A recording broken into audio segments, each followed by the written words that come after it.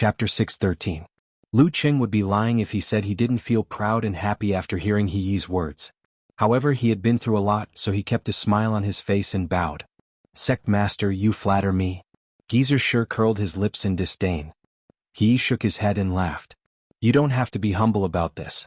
Anyone with a discerning eye can see it clearly. Reaching physical invulnerability before the age of 23 is a few months earlier than Wisdom King.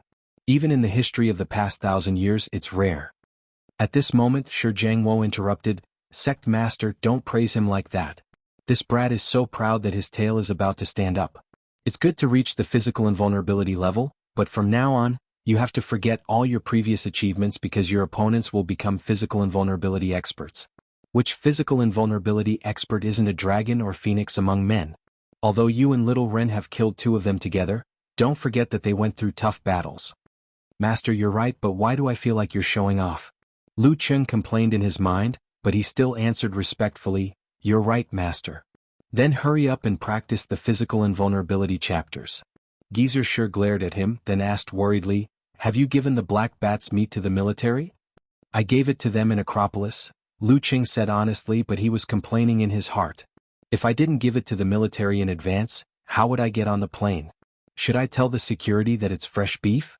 I don't want to be treated as a psychopathic murderer." "You're quite reliable," Geezer sure praised him reluctantly. He didn't nag further. He turned and led Lu Qing underground. After passing through layers of barriers, they entered the secret hall. This place didn't change much from the last time Lu Qing was here. It was still filled with whistling cold wind and falling goose feathers. In the middle of the room was a transparent cabinet with the ice essence bead. The 4 walls were hung with visualization diagrams of the 9 physical invulnerability unique arts. In front of each diagram was a stone table with a set of moves, detailed explanations and notes of predecessors. "Make good use of it, but try not to spend more than 3 hours a day," he reminded with a smile. There was a fundamental difference between understanding the surface of physical invulnerability unique arts and practicing it directly.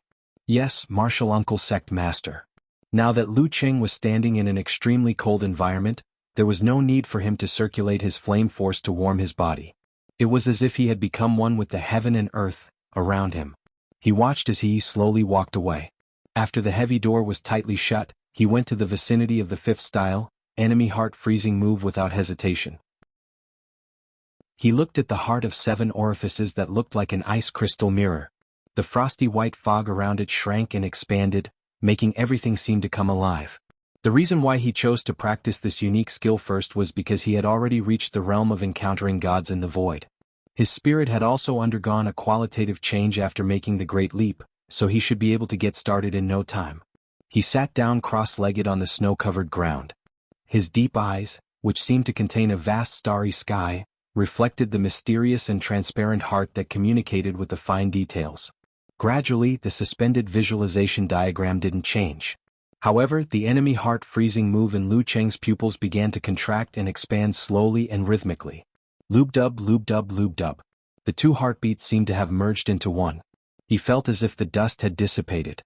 His body and mind were at peace. His emotions were no longer stirred. Gradually, various things appeared around him. "This is similar to the confrontation formula," Lu Qing thought to himself. Using the stone of the mountain, he started to work on the jade. Time flew by as he practiced. Everything was silent.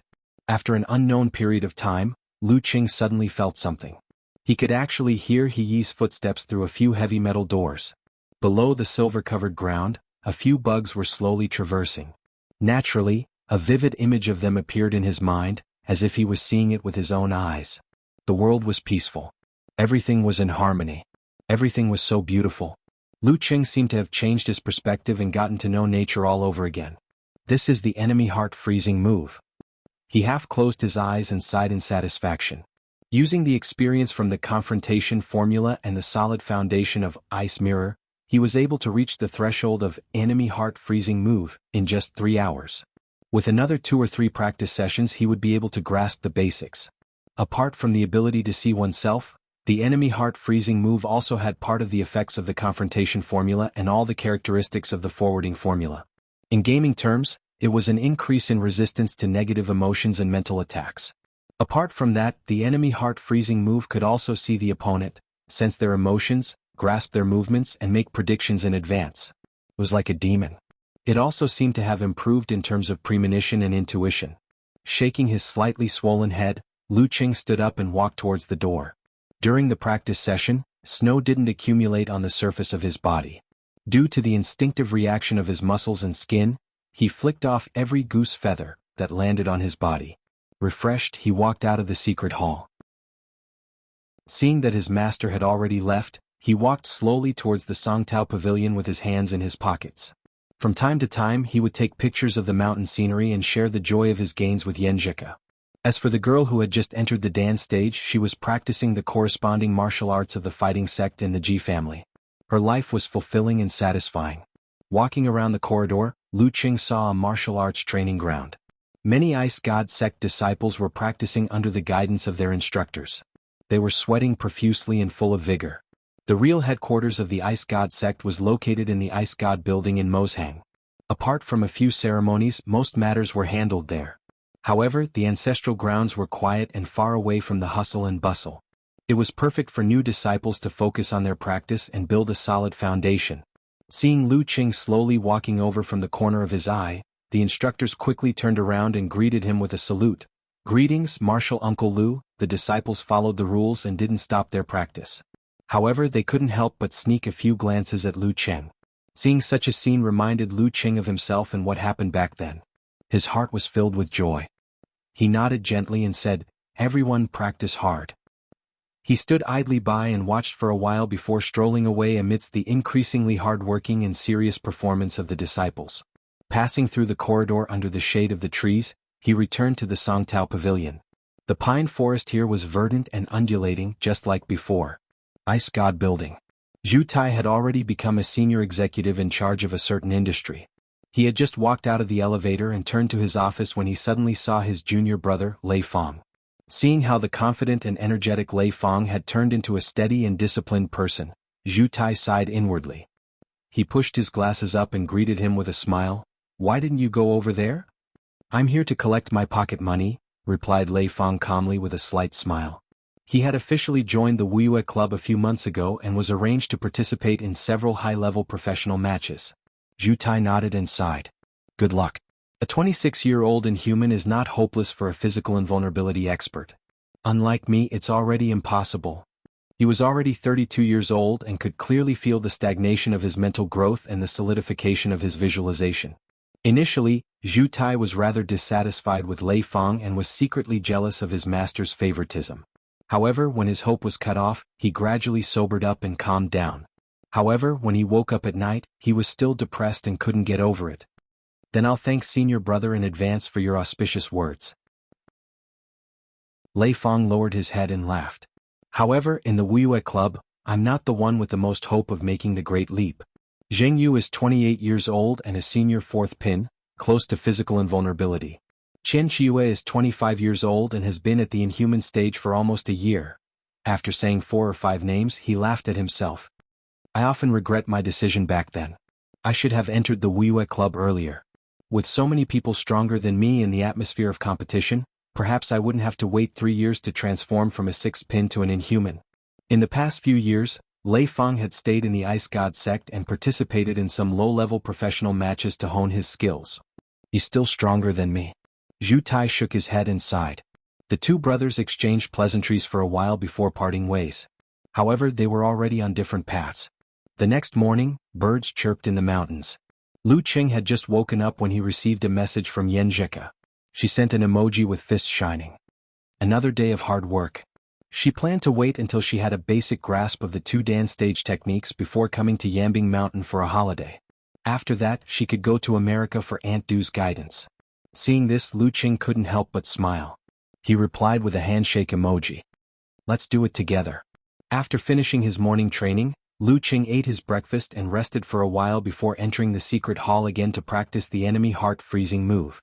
At the same time, he also observed the second move, mesmerizing snow steps. When he finished his morning training and returned to the Ice Queen Pavilion, he smiled and said, "Let's go to the Wuxia Club in the afternoon." "Huh?" Lu Qing was confused. "Shouldn't the focus be on training? Why should I go to the Wuxia Club? Speaking of which, I haven't been there yet." He smiled and explained, Go and experience the Polar Laboratory. This can help you stabilize your connection with heaven and earth as soon as possible and speed up the progress of the physical invulnerability chapters. Of course, you're still a beginner, so don't use it too often. It's better to use it once every 3 days. Lu Qing listened with anticipation. He nodded and smiled. Thank you for your advice, sect leader Martial Uncle.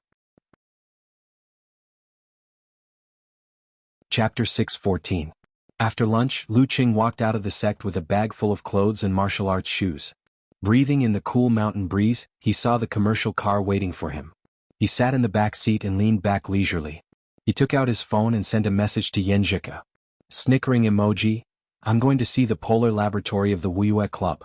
Yenjika had just finished her training and washed off her sweat. She sat at the table in a knee-length red dress, waiting anxiously for the food. When she saw this message, she seemed to have thought of something and suddenly burst out laughing. She laughed so hard that she trembled slightly and subconsciously covered her mouth with her hand. After calming down, she replied seriously, Not bad. I feel like the Polar Laboratory suits you very well. Really? Lu Qing asked in confusion. He didn't understand Ku's logic. Yenjika sent an emoji of holding her chin and rolling her eyes. Of course. Have you heard of the 3 idiots in the sleigh? So you're calling me an idiot in a roundabout way? Lu Qing was enlightened. Yenjika turned her head to the side out of habit and saw herself smiling like a flower on the smooth marble pillar. She almost forgot about her hunger and began to seriously discuss the possible situation of the Polar Laboratory with Lu Qing. She only put down her phone when the lunch was served. She took small bites of her food elegantly but at a high frequency. When the scenery outside the car returned to the scorching heat of early autumn, the girl curled up on the sofa after a full meal and unknowingly fell asleep. Lu Qing locked his phone, closed his eyes and quickly fell asleep. He took a short nap. After 20 minutes, the Wuxia Club was in sight. The driver slowed down and turned to the main entrance. He was about to wake Lu Qing up when he saw him open his eyes. His eyes were dark and deep, like a bottomless pool. He didn't look confused at all. Uncle Lu, we're here. The driver was stunned for a few seconds and said softly, Sorry to trouble you. Lu Qing said politely. The car door opened automatically. He closed his connection with the outside world, carried the bag and walked out steadily. A man in a suit and leather shoes came up to him. The Wuxia Club had great greenery. If there wasn't a sign, most people would think that it was a golf course. There were quite a few buildings with 3 to 5 floors scattered like pearls. It was quite natural. Hello, Mr. Lu. I'm Su Qin, one of the supervisors in the association. Sect leader, he told me about you yesterday. I've already arranged your schedule into the laboratory's timetable, this man in his 30s said enthusiastically with a bit of reservation. Lu Qing thanked him with a smile and followed Su Qin. They went past the first white building and walked to the largest building near the lake. Along the way they only met a few staff members. The grass was green in the wind, it was quiet and comfortable. This is the place where we entertain our guests. That building near the lake. The castle is for the physical invulnerability, President Huang Ku. The building near the lake. Lu Qing listened attentively and nodded from time to time in response to the staff's greetings. Inside the training ground for the inhuman members, Lei Feng turned into the north wind and made a few high-speed turns. Then he came to a stop and observed the steps he had taken just now while panting slightly. After a whole morning of hard training, even with some sleep and rest, he still felt tired. His body wasn't in its best condition. If it was in the past, he would have definitely chosen to stop and not be in a hurry to succeed. But now, looking at Jingyu, Chen Qiyue, Wu Xiaoyan, Xiao Jianliang, and the others and seeing how hard they worked, Lei Feng could not help but extinguish the thought of leaving. He once again immersed himself in the monotonous and tedious daily cultivation. He even found a specialized trainer to train himself. Everyone here was sprinting to make the great leap. He couldn't fall behind. Coming to the north, Lu Qing finally saw the Polar Laboratory after passing through a few postmodern metal doors. Of course, this was only a part of it. The laboratory covered an area of more than 1,000 square meters and was divided into 2 layers. The outer layer was made up of a few sections. There was the source room to create ultra-low temperatures, a huge computer to control the various parameters of the polar regions, a panel to display different data, and so on. It was as though he had entered the world of science fiction. The inner layer was relatively simple. Looking through the observation window, it was about 500 square meters. Other than the silver-white walls, tiny holes visible to the naked eye, and faintly discernible lines and pipes, there was nothing else. The two researchers in white coats didn't leave their seats. They were waiting for Su Chen's announcement.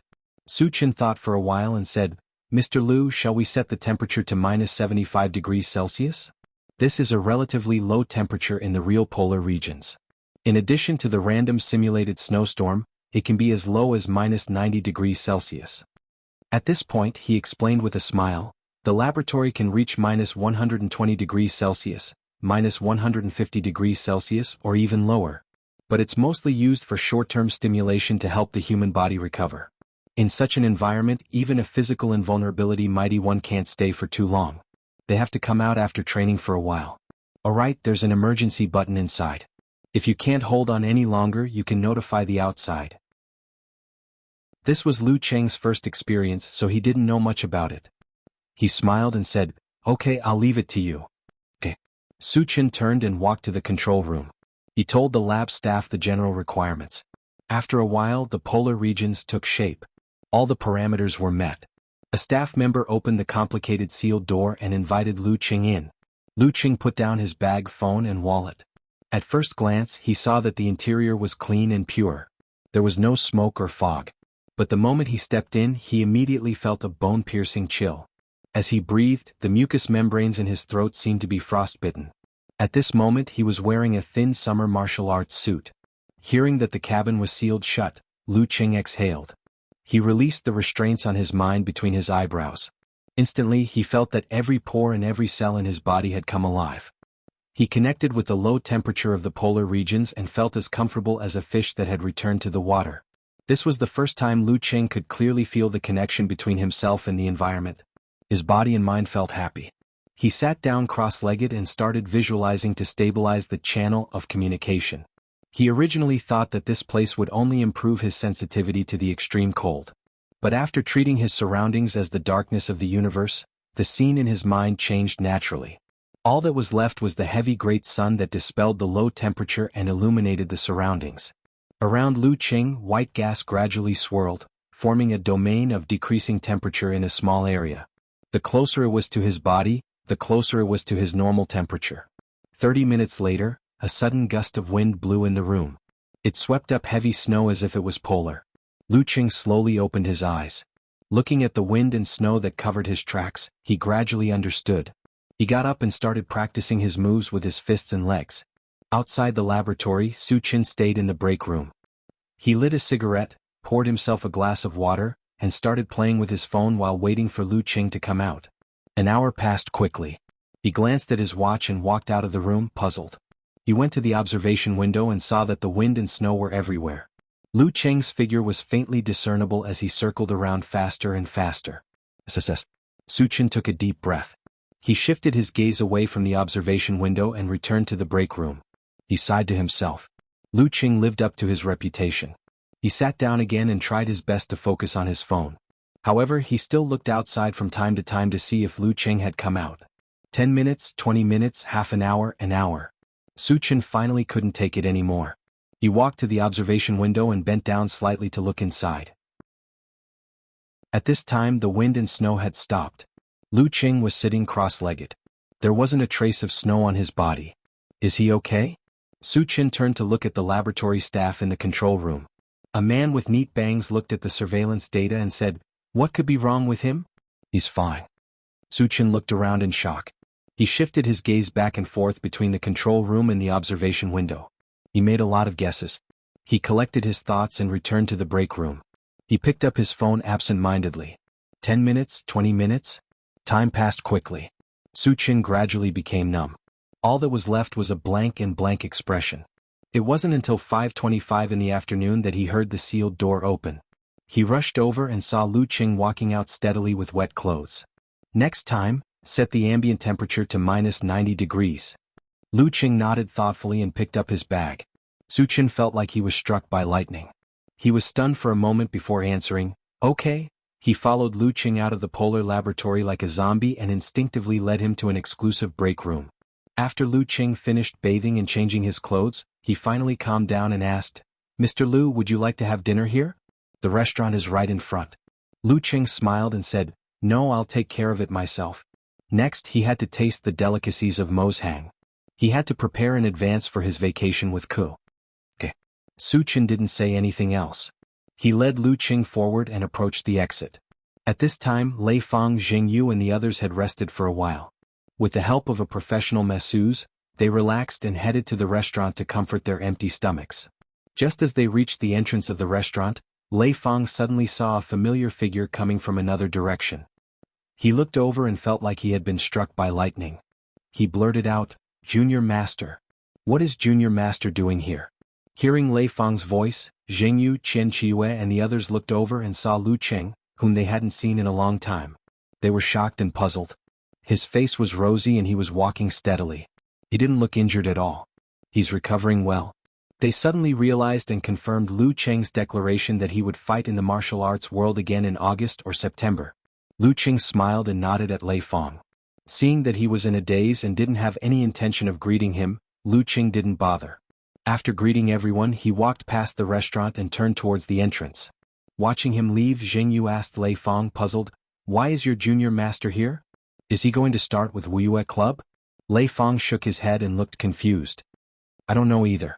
After sending Lu Qing away, Su Chen took out his phone and made a call. After a while the call went through. He greeted respectfully, "Hello, Mr. Zhang." "Hello, Assistant Zhang." Lu Qing left, asked Zhang Juetao, Gun King Huang Ku's assistant. He glanced at Huang Ku in the car and saw the silent Gun King with his eyes closed as though he was taking a nap. Su Chen pulled himself together and said with a fawning smile, "He just left. He spent almost 4 hours in the polar laboratory in the afternoon. It was minus 75 degrees Celsius. He recounted the events that he had experienced and was very confused about. Minus 75 degrees Celsius. Almost 4 hours. Zhang Juetao was in a daze, wondering if he had heard wrongly. He subconsciously tilted his head and looked at Huang Ku. He didn't know when, but Gun King had opened his eyes. His gaze was deep. Chapter 6:15. Zhang Juetao was shocked. He quickly retracted his gaze, gave Su Chen a perfunctory reply and hung up. The nanny van suddenly became extremely quiet. Only the faint sound of the car moving echoed in the empty space. Gun King Huang Ku, with his broad forehead, closed his eyes again as though he hadn't woken up. However, Zhang Juetao vaguely heard a sigh. Lei Feng returned to his residence, sat on the sofa and propped his legs on the coffee table. After resting for a while, he took out his phone and sent Mo Jingting a WeChat message.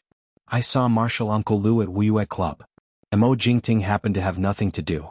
She asked curiously, "What's he doing there?" Lei Feng pressed the voice button and said, "I heard he's borrowing the Polar Lab. Martial Uncle is about to return to the professional martial arts circle. It's normal for him to borrow the Polar Lab to remove hidden dangers and readjust his condition." Mo Jingting also made a guess. Lei Feng was silent for a moment. Suddenly he sighed. "Sometimes I really admire Martial Uncle Lu. If I had suffered such a serious injury that took me a year to recover, with all kinds of sequelae and all kinds of media exposing my scars, I might not have been able to take it and would have given up long ago. If one wanted to truly walk out of this kind of injury without an extremely strong will and perseverance, it would definitely be impossible." Mo Jingting laughed. "Don't talk about Martial Uncle like that. Even if he was delayed for a year, he's still a fourth pin dan stage fighter under the age of 23.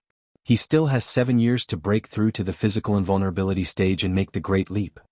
She wanted to casually criticize Lei Feng, but she forced herself to hold back. "Yeah, that's the foundation of a heavenly son of the era." Lei Feng sighed. "I wonder how this injury will affect Martial Uncle Lu in the future. Even if it does, he can make up for it in a few years." "Martial Uncle still has 7 years, Mo Jingting answered with uncertainty.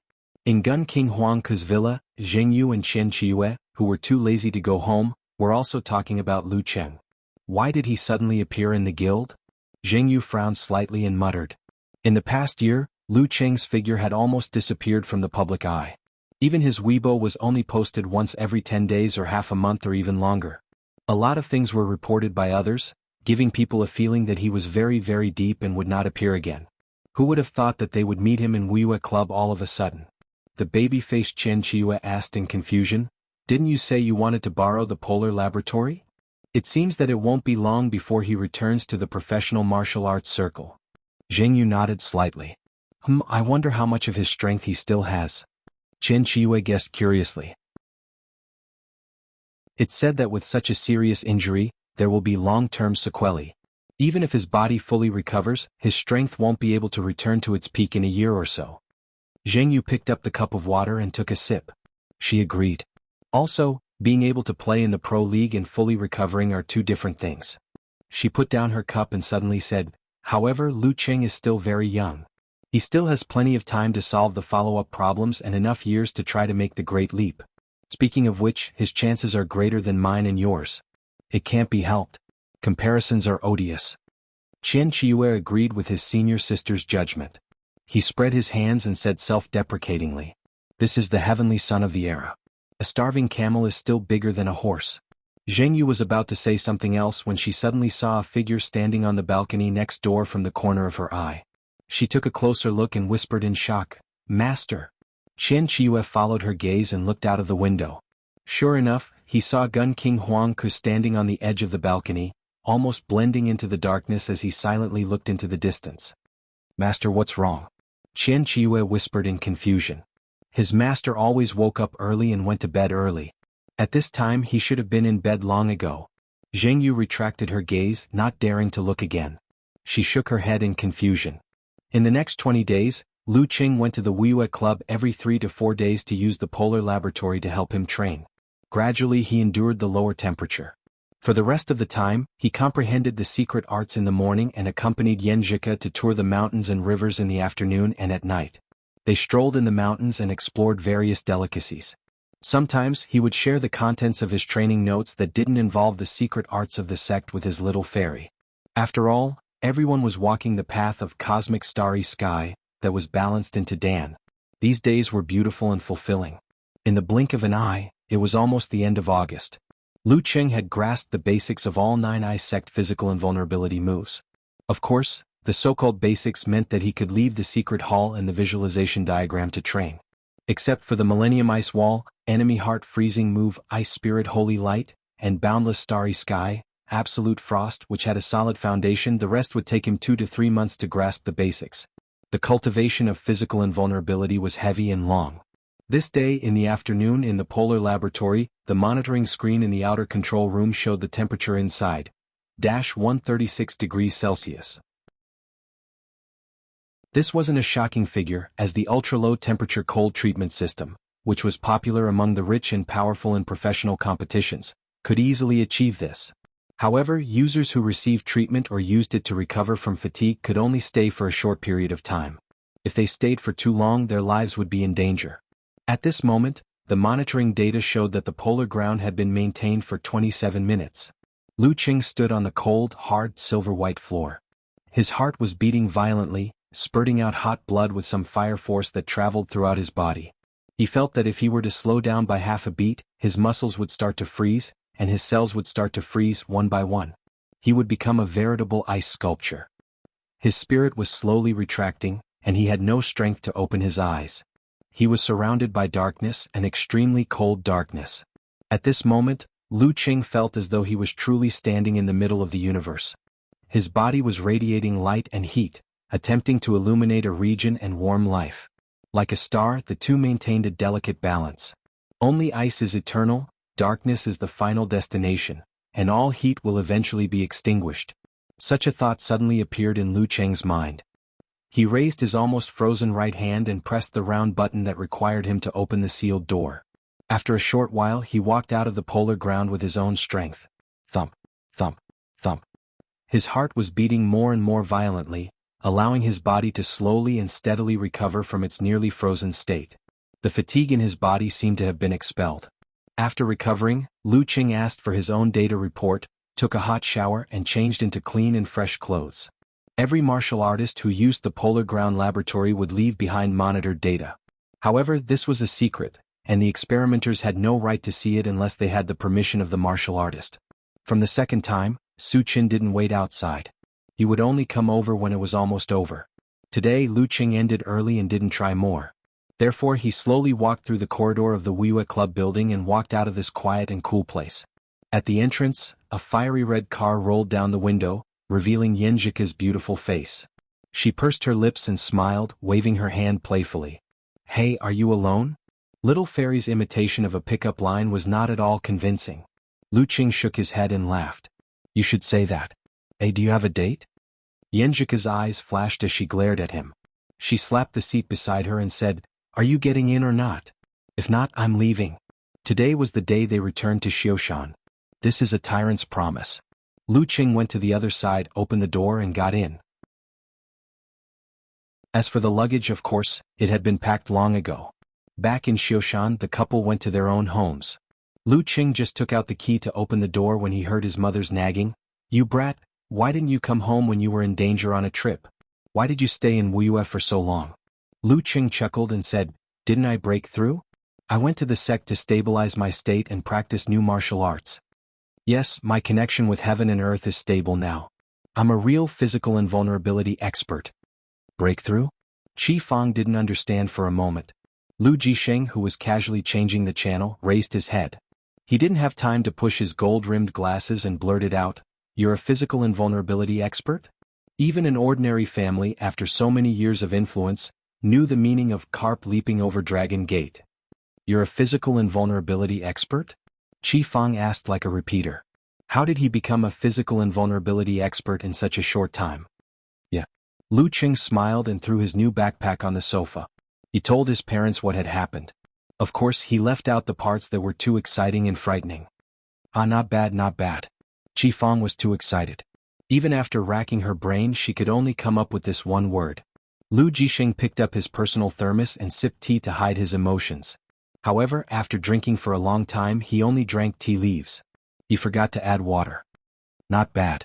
In the end, he was possessed by Qi Fang and only said these two words. When he calmed down, Qi Fang asked with concern, Cheng, you're already a physical invulnerability expert. Are you still going back to the Longhu Club? Yes, Lu Qing said cheerfully. Dragon King called me a while ago to ask about it. I agreed.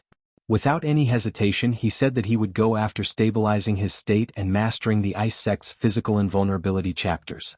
They would talk about the contract then. That's good. That's good. Lu Jisheng sighed. I met that kid from the Wang family 2 days ago. He has been away for almost half a year. He opened a snack bar with Xioshan specialties near a shopping mall in Gaofun. Business is good. In the big city, no one collects protection fees. He can sell for 2,000 to 3,000 yuan a day. You guys are all grown up. After hearing about Wang Su's situation, Lu Qing, who couldn't contact him, felt relieved. That's good. That's good. On the evening of August 30th, in Yenjika's bedroom, the couple covered themselves with an air-conditioned blanket and talked about how they would go their separate ways tomorrow. You're a physical invulnerability expert now. Will it be difficult to get a visa? Yenjika looked up and asked worriedly. Lu Qing chuckled and said, I asked. I can still get one, but I can't go over for no reason. I can't stay for too long either. As Yenjika was returning to Connecticut the next day, he got permission from his parents-in-law to stay in the guest room. Taking advantage of the dark and windy night, he sneaked over to his wife's side to sleep. Okay, I'll cherish every holiday. Yenjika bit her pink lips lightly. After going through so much, they were pretty sure about each other. The next day, after sending off his little fairy girl, Lu Qing went to the departure hall in China. He arrived in Huaqing at 3 in the afternoon. He didn't inform the club's assistant to pick him up. He carried his luggage and hailed a taxi. Passing through the familiar yet unfamiliar streets, he appeared outside the Longhu Club once again. The scenery here didn't seem to have changed. After paying the fare, Lu Qing stood at the entrance. He took a deep look at the dragon coil and tiger crouching plaques, smiled and walked in. P.S. Third update for you. Looking for recommendation and monthly tickets on Monday. Chapter 616. Lu Qing wasn't a reckless person. After he got off the plane, he gave Dragon King and Empress Luo a call so that the club wouldn't catch him off guard. After confirmation, Dragon King had gone to the military base, but Empress Luo was in her office. Unwilling to wait, Lu Qing declined Ning Zitong's offer to send a member of the assistant team to pick him up. Instead, he took a taxi to Longhu Club. With a smile on his face, he stepped through the door. Under the shocked gazes of the security guards in the guardhouse, he followed the pattern of the dark-colored tiles and walked through the wide corridor. He stopped at the elevator door and habitually didn't register. The security guards also habitually let him in. Ding dong. When the elevator on the left arrived, the metal doors opened. A tanned, skinny young man with a parted hairstyle walked out slowly. He was Huang Bin from the assistant team. He had his head down and was flipping through the documents in his hands. Just as he left the car, he sensed something and instinctively looked up at the guest who was about to take the elevator. And Mr. Lu? Huang Bin recognized Lu Cheng and got a shock. The documents in his hands fell to the ground and scattered. Long time no see. Lu Cheng chuckled and helped Huang Bin catch the documents. His palm didn't look special, but it seemed to cover the surroundings and didn't let a single piece of paper fall to the ground. Sure, long time no see. Huang Bin received the documents in a daze. Talk to you later. Lu Cheng stepped into the elevator and nodded. Huang Bin nodded hurriedly and stared blankly as the metal doors closed. Just as Lu Cheng reached the 5th floor, walked through the corridor and knocked on Empress Luo's office door, news of his sudden appearance in the club had already spread through the airwaves. What? Lu Cheng is here? In the assistant team's office, Amin and the rest were shocked. Lu Cheng is here at the club? Asked the valiant Lu Xiaofei in the reserve team's training ground. She looked at the masculine and tough leader Tu Zheng. Tu Zheng frowned and said, someone from the assistant team saw him. A year had passed, but he was still stuck at the level close to physical invulnerability. The pressure on him was getting stronger and stronger. Many of those who were as famous as him had yet to make the breakthrough. Only Go Wen of the Xuanwu sect and Meng Liang of the Shizhou Island had succeeded. Regardless of whether it was Ji Ren of the Daxing Temple, Ming Shi of the Shanqing sect, Qing Feng of the Shushan study, or Wang Xin of the Yanzhao sect, they were all still stuck. The Dragon's Gate was not so easy to leap over. He's really going to return to the Pro League. The muscular and round-faced Yu Wangyuan said thoughtfully. Lu Xiaofei nodded and said, it seems that his sequela has been resolved. With his momentum back then without this 1 year of delay, who knows what level he would be at now. Sun Jianlin, who was like a passerby, said with some emotion. Jia Lu, who had been watching the show from the sidelines, rolled her watery eyes and chuckled. No matter what, he's back. I thought it would be the low-level professional league players who came back first. Tu Zheng relaxed his eyebrows and spoke with the authority of a captain. Since he's back, he's still our teammate. Try not to mention anything about his injuries. Also, no matter what he went through, I believe that his foundation is still there. All of you, including me, have to buck up and not lose to him. As young high-pin players, Lu Xiaofei, Yu Wangyuan, and the rest were naturally competitive. Hearing this, they replied loudly, yes, Captain Tu. Knock knock knock. Lu Cheng knocked rhythmically on Ning Zitong's office door. He heard a clear voice, come in. He opened the door and stepped in. He saw Ning Zitong sitting behind a dark red desk. Her hair was down and draped over her shoulders. Her facial features were beautiful and elegant. Taking a deep look at Lu Cheng, Ning Zitong shook her head and smiled. Your generation of heavenly sons of the era really lives up to their name. None of you fell behind. 2 of them made the great leap at the age of 23, and 2 of them achieved physical invulnerability at the age of 22. As for the living Buddha, there was no need to mention him. Renli turned 22 in July, about 5 months younger than Lu Cheng. Of course, she started martial arts much earlier. Everyone worked very hard. As Empress Luo wasn't just praising him, she was also praising Priest and Chihuahua. Lu Cheng couldn't be humble and could only reply casually. As they had returned from Nile late, Peng Liyun and Renli were still practicing their respective sects' physical invulnerability chapters. They hadn't officially announced their promotions to the public. Ning Zitong leaned back and curled her lips into a smile. When I first heard about your breakthrough from the Dragon King, I almost thought that he had finally learned how to joke after 30 years. In the end, I'm old now. I can't keep up with you youngsters. What's even worse is that this kid didn't even rely on external help. He broke through the bottleneck and made the great leap on his own. Without waiting for Lu Cheng's reply, she stood up and said, let's go to the core team to meet our future teammates. As for the contract, I'll get your lawyer to discuss it later. You won't be mistreated. Sure. Lu Cheng didn't seem to care much and smiled. In the reserve team's practice field, Yu Wangyuan, who was doing relaxation exercises, said casually, Lu Cheng is back again. Lu Cheng has returned to the team. Should we hold another welcome banquet? There's no need for that.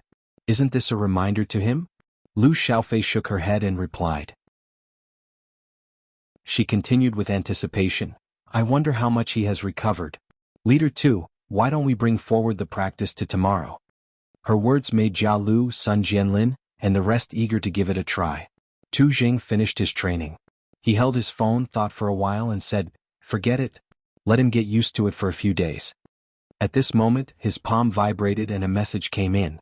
Tu Jing lowered his head and his expression changed. He blurted out, Lu Qing has gone to the core team? Him? A new teammate? Long Zhen, who was called out by Empress Luo from the individual practice field, got a shock when he saw Lu Qing. When he heard that there was a new physical invulnerability expert joining, he racked his brains but couldn't figure out who it could be. He was filled with curiosity and questions. There were limited physical invulnerability experts. Even if they didn't know each other well, they were still familiar with each other. Long Zhen believed that if there was really someone who jumped ship, he would definitely have received news beforehand. As for those who had just broken through, there were only a few every year. Everyone was treated with respect. Not only was Long Zhen surprised, martial arts fanatic Wuxia was also shocked. If Lu Qing had continued his momentum from a year ago, she would have believed it if he said that he had broken through to the physical invulnerability stage. However, he had been severely injured for a year and was tormented by the aftereffects for a long time. How did he suddenly make the great leap? Beside her, the team member cum coach, Lu Yan's eyes flickered. He sized Lu Qing up in shock and doubt. He was middle-aged, but his hair was already half white. His facial features were handsome and chiseled. However, one could sense his arrogance just by looking at his face. In the past, because the Dragon King gave Lu Qing the exceptional treatment of a quasi-physical invulnerability expert, he had always avoided this heavenly son of the era.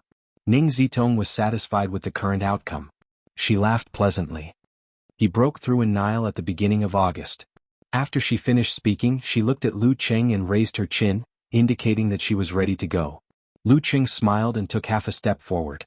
He opened his mind and showed the connection. Instantly, the surroundings darkened and a chill seeped into his bones.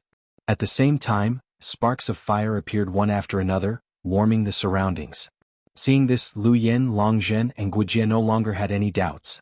However, they were caught in their own emotions and were momentarily speechless.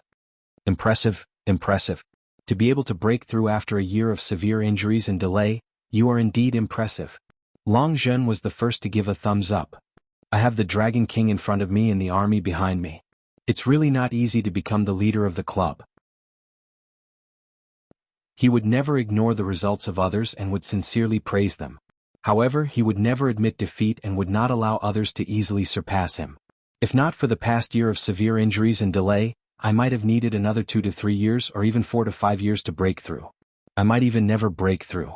Lu Qing thought to himself calmly. Guijie's eyebrows relaxed. She nodded and said, let's spar later. As expected of the martial arts fanatic. Lu Qing laughed to himself. Lu Yan, on the other hand, maintained his dignity and nodded. I have indeed underestimated you back then. Since you have made the great leap, you are fully deserving of being a member of the core team. At this moment, Ning Zitong flipped her wrist and looked at her watch. All right, I'll bring him to meet the reporters. They should be here by now. After Lu Qing got off the plane and called, she instructed the Foreign Affairs team to contact the various media outlets in Huaqing. In the Longhu Club's conference room, the Foreign Affairs team had completed the preparations for the press conference. They say it has something to do with Lu Qing? A reporter turned to ask his colleague. The girl with chestnut red hair nodded. That's what I heard too. Lu Qing previously announced that he would be able to return to the arena in 4 to 5 months. That was the beginning of April. It's about time now. Did he join the Longhu Club again? The reporter who asked the question first guessed. He wore narrow-rimmed spectacles and was very fashionable. That's a good word for again. Another cultured reporter laughed. Lu Qing is going back to being Mrs. Feng. This idiom meant returning to one's old profession. It's a pity that Lu Qing has been delayed for a year. He has fallen out of the ranks of the Heavenly Sons of China. The female reporter with chestnut red hair sighed. At this moment, Ning Zitong and Lu Qing entered the conference room and sat behind the podium. This isn't important enough. There's only Empress Luo here. The reporter with narrow-rimmed spectacles sensed the abnormality. The cultured reporter nodded in agreement. Indeed. Lu Qing hasn't changed much. He's just more reserved. At this moment, Lu Qing had already changed into the navy blue Longhu Club martial arts suit. He looked steady and masculine without a hint of a student's aura. Ning Zitong raised her hand to signal for silence. She smiled and said, I'm the only one accompanying Lu Qing this time because he no longer needs the support of physical invulnerability experts. He already has the qualifications to sit here. Click, click, click. The cameras flashed continuously. The reporters quickly recorded Empress Luo's words, but they didn't understand the true meaning behind them. Ning Zitong cleared her throat and continued. I'm going to announce something now. Lu Qing has rejoined the Longhu Club and officially entered the core team. Indeed, he's rejoining the Longhu Club. The reporters were stunned at first. They split up and took notes. Then they realized that there was something wrong with those words. They jerked their heads up and shifted their focus back and forth between Ning Zitong and Lu Qing. Core team? Official member of the core team of the Longhu Club? P.S. Looking for recommendation tickets and monthly tickets. Chapter 617. To the various media outlets, core team was what the Longhu Club called themselves and used in official reports. Most of the time, it had a more popular, more widely known, and more accepted nickname. Physical Invulnerability Team. Any official member of this team was a physical invulnerability mighty one who had made the great leap. Connecting the dots, the meaning of Empress Luo was. The reporters retracted their gazes and looked at each other excitedly. Some were confused, some were at a loss, and some were excited. It was as though they had caught the scent of big news. Is it true? Did Lu Qing really make the great leap and reach the heavens? But he had just recovered from a serious injury a year ago. How could he become a physical invulnerability expert? His low point back then could be proven by his occasional Weibo posts. A comeback and a promotion seemed like two completely unrelated matters. Their eyes kept meeting. Because the news was too sudden, too shocking, and too unbelievable, the reporters forgot to raise their hands to ask questions. They were afraid that their guesses would make a fool of themselves. After a few seconds, someone finally stood up. A female reporter with chestnut red hair looked at Ning Zitong and asked in a trembling voice, Empress Luo, do you mean that Lu Qing made the great leap and became a physical invulnerability expert? The moment she said that, the reporters held their breaths. The conference room was so quiet that you could hear a pin drop. Ning Zitong looked around and smiled elegantly. Yes. With a boom, the entire conference room was in an uproar. The reporters whispered into each other's ears. They couldn't stop discussing. Oh my God, he just recovered. Was the news of his injury fake? No matter how fake it was, he wouldn't post a farewell on Weibo? Let me do the math. According to Lu Qing himself, there was hope for him to recover in July or August. In other words, he used a month to become a physical invulnerability expert? This is the speed of a living Buddha. After letting the reporters talk for a while, Ning Zitong smiled and said, if you have any questions, feel free to ask. The main character is here. There aren't many chances. The female reporter with chestnut red hair took advantage of the fact that she was still standing and looked at Lu Qing excitedly. Mr. Lu Qing, may I know when you made the great leap? They didn't doubt the authenticity of the news. After all, Empress Luo's appearance at the press conference was equivalent to endorsing the Longhu Club's reputation. Moreover, Lu Qing would definitely participate in top professional competitions and title matches in the future. Even if he could hide it for a while, he couldn't hide it forever. Lu Qing shifted the microphone and answered frankly, early August. Boom. The conference room exploded once again. Every reporter was extremely excited. The reporter with narrow-rimmed glasses raised his hand and stood up. He hurriedly asked, when did you recover from your previous injury? How did you get injured? Lu Qing ignored the latter question and calmly recalled, actually, I recovered at the beginning of the year, but there were some sequelae. In order to solve this problem, I made an attempt in March. You can treat it as a surgery. This attempt was very successful and I completely got rid of the injury. After recuperating, I fully recovered by the end of June. In other words, you've made the great leap from the inhuman stage to the physical invulnerability stage in just a month. The cultured reporter stood up and asked. He had already thought of his headline.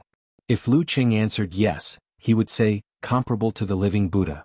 If not, he would say, unbelievable. Lu Qing pursed his lips, deliberated over his words, and answered with a sigh and a smile, you can't say that. Actually, I'm very grateful for this injury and the low point of the past year. It allowed me to truly find my own path. It allowed me to see my heart clearly, strengthen my will, and accumulate enough experience to break through to the physical invulnerability stage. This was the key to making the great leap. He didn't drop the book, but a sentence he learned in the past flashed across his mind. The sharpness of a sword comes from grinding, and the fragrance of plum blossoms comes from the bitter cold. This line of words is pretty smooth. He didn't deny it, but he didn't confirm it either. The cultured reporter thought to himself. He planned to ask another question to enrich the content of his article. However, at this moment, he noticed from the corner of his eye that almost all the text reporters were writing furiously. It was obvious that they had started writing news articles in an attempt to snatch the headlines. This bunch of B** cheese. The cultured reporter threw away his question, thanked him hurriedly, and sat down to edit the content. Core team? Hearing Tu Zheng's words, the heroic Lu Xiaofei raised her voice. This was the place of her dreams, the goal of her dreams. However, it was so far away. Sun Jianlin was also puzzled. He frowned and asked, "Are you going to pay a visit to a physical invulnerability expert again?" According to the rules, there should be such a process, even though this was the second time the other party had joined. Tu Zheng retracted his expression and couldn't help but turn solemn. Empress Luo and the rest have never liked complicated formalities. It was clear what he was implying. Things weren't that simple. Wang Yuan and the rest opened and closed their mouths. They fell silent. They already had a guess in their hearts, but they didn't dare to believe the answer. You must be kidding. Lu Qing might not be able to do that even if he was healthy for a year, let alone being heavily injured for a year. In the stifling silence, Wang Yuan spoke in a deep voice. Perhaps Lu Qing has really become a physical invulnerability expert. How can that be possible? Tu Zheng's speech was getting slower and slower, and his voice was getting softer and softer. It was as though he wasn't willing to face it, but he had to admit it. Jia Lu stopped looking at him like a bystander and sighed with a smile. You don't say. I think it's true. He's a heavenly son of the era who creates miracles time and time again. Perhaps he has profited from his misfortune? Tu Zheng opened his mouth and was about to speak again when he suddenly received another message from Optimus Prime, Long Zhen. He scanned the message again and again and again and again. Finally, he believed that he wasn't hallucinating. After a few seconds of silence, he lowered his head and said, Lu Qing has become a physical invulnerability expert. These 5 simple words reverberated in the training field of the reserve team, giving off a feeling that they were as heavy as 1,000 kilograms. There was another moment of silence. Lu Xiaofei stared blankly ahead. Her mind was in a mess and she didn't know what she was thinking about. Wang Yuan was stunned at first, then shook his head and smiled bitterly. He shook his head again and again. Sun Jianlin took a deep breath and wanted to say something, but he swallowed his words. Jia Lu was also focused on the green brick in front of her. The patterns on it seemed to be filled with artistic beauty. She suddenly laughed softly and mumbled to herself, "All right, now I don't have to be afraid of being left behind by him." Yes, there's no point in comparing a physical invulnerability expert to an inhuman expert. They had been left far behind to the point where they couldn't even see the back of the other party. Wang Yuan smiled bitterly and said, "Some people are born to attack others. My self-confidence has been destroyed by him." Tu Zheng, Lu Xiaofei and the rest were silent again. Although they didn't want to admit it, they didn't want to lie to themselves. In the new campus of Songqing University, Yan Shaoling, who was in her last year of university, stood by the window of the dormitory. She looked at the looming Weishui Lake in the distance and felt a little sad. She wanted to say a beautiful and elegant sentence, but when the words reached her mouth she changed her mind. This water thief is King clean. If the school had this money, it would be great to subsidize the canteen. At this moment, her phone on the study table vibrated and rang continuously, as if urging her to do something. Who is it? Yan Shaoling muttered to herself, walked quickly to her bed and picked up her phone. She glanced at it and saw that Brahmin had sent voice messages one after another. Did something big happen? Yan Shaoling unlocked the screen in confusion. During her last summer break, she entered the terminal stage of laziness. She even rarely appeared in the QQ group because she was too lazy to type or speak. She clicked on the voice message and put it to her ear. Yan Shaoling was almost deafened by Brahman's sharp voice. Little Changya, little Changya, little Changya. Look at the news. Look at the news. Look at the news. Quick, quick, quick. Seriously, she's already a girl in her 2nd year of high school, yet she's still so unreserved and childish. Yan Shaoling secretly mocked Brahman, who was almost 20 centimeters taller than her. She opened Weibo and browsed the headlines. A few seconds later, the familiar name and exaggerated title were reflected in her eyes. Lu Qing ascends to heaven, comparable to living Buddha. Returning from tribulation, Lu Qing attains physical invulnerability. Misfortune may be a blessing in disguise. The heavenly son of the era lives up to his name. What's going on? What's going on? Yan Shaoling was stunned. She quickly opened the news and browsed the content. Longhu Club held a press conference to announce that Lu Qing has rejoined the core team. Yan Shaoling read the opening sentence and finally understood what had happened. She suddenly burst into tears. She had been holding it in for a long time. Then she smiled and paced back and forth excitedly. She even hummed the lyrics, "I've waited so long for this day." She cried and laughed and cried. After a few cycles, Yan Shaoling sat on the chair in a daze with a silly smile, as if she had lost her mind. It wasn't until Mu Jinyan came in and patted her head that Yan Shaoling came back to her senses. She logged into the forum and saw that everyone was in an uproar. Seriously, I can't express my feelings with words," said Unparalleled Dragon King in a rare state. Nyechichi posted, jumping, "Wife, come out and look at God. Oh my God, is this what you call a damaged potential? This kind of damaged potential, I want it too." Laughed, all the good names are taken by dogs. Just as Yan Shaoling joined in their celebration, Poison Milk Hierarch, He Xiaowei was browsing the relevant Weibo. He found that everyone was discussing how Lu Qing could make the great leap so quickly. They were all emotional and excited. Having suffered a few setbacks due to Lu Qing, He Xiaowei had learned his lesson. He chose to wait and see when it came to matters related to him. Yes, now is the time. He typed satisfactorily and posted on Weibo, "I feel that the focus of everyone's discussion is not right. Let's guess how many years Lu Qing will take to get his first title. P.S. Looking for monthly votes and recommendation votes." Chapter 618. After posting on Weibo, He Xiaowei took a sip of water. When he refreshed the page, he saw many replies. "It's over. I'm afraid Lu Qing will never get a title in his lifetime. To the one above, have you forgotten about the supernatural ability to reflect poison healers? I'm not sure about other things, but I'm sure Lu Qing won't get one this year. At the one above, why? Isn't it obvious? It's already September. Out of the 5 major title competitions, only the finals are left, and Lu Qing can't participate out of nowhere. The main competition is this year and the finals next year. He won't get one even if he wants to. Cough, as a loyal fan of my idol, I think it's better to accumulate some good karma. Wisdom King took 3 years. Our Lu Qing should take 3 years too. Speaking of which, I'm reminded of Living Buddha. He doesn't have a title yet." Seeing the heated discussion, some even began discussing what title Lu Qing should use if he were to win the Battle of the Kings. He Xiaowei lifted his cup in satisfaction and gulped down a mouthful of water. As a human being, one must know when to yield and when not to back down. Take that all-knowing man in Jianghu for example. If he hadn't resisted back then, he would have taken off his face and kept it in his pocket. He wouldn't have fallen to the point where he couldn't get popular after changing a few accounts and had to leave the circle. In Wuxia Club, Lei Fong, who had just finished training, stood in the bathroom with his phone in his hand for a full 2 minutes. He was only wearing a pair of shorts, revealing his masculine muscles. He had planned to take a shower, but when he glanced at his phone, he forgot to turn on the faucet. Physical invulnerability, Lu Qing's physical invulnerability.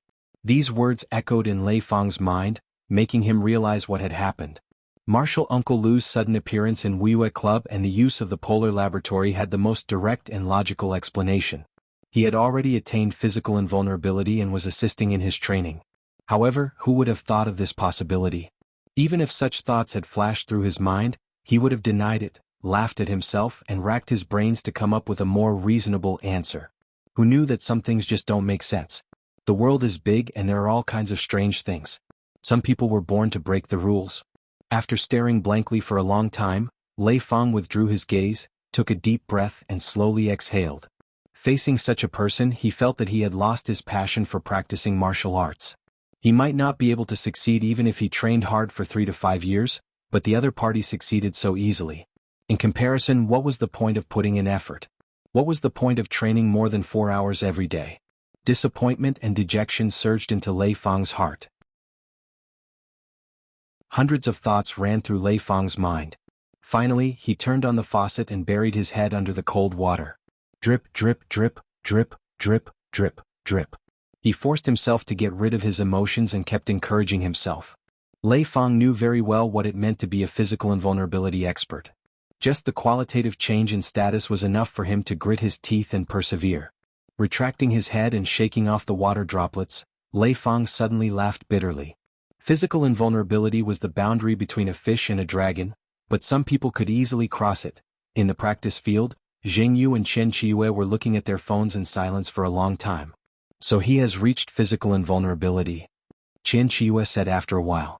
Hearing this, Zheng Yu raised her head and said with a hint of understanding, Master should have known long ago. He was probably thinking about this when he stood on the balcony that night.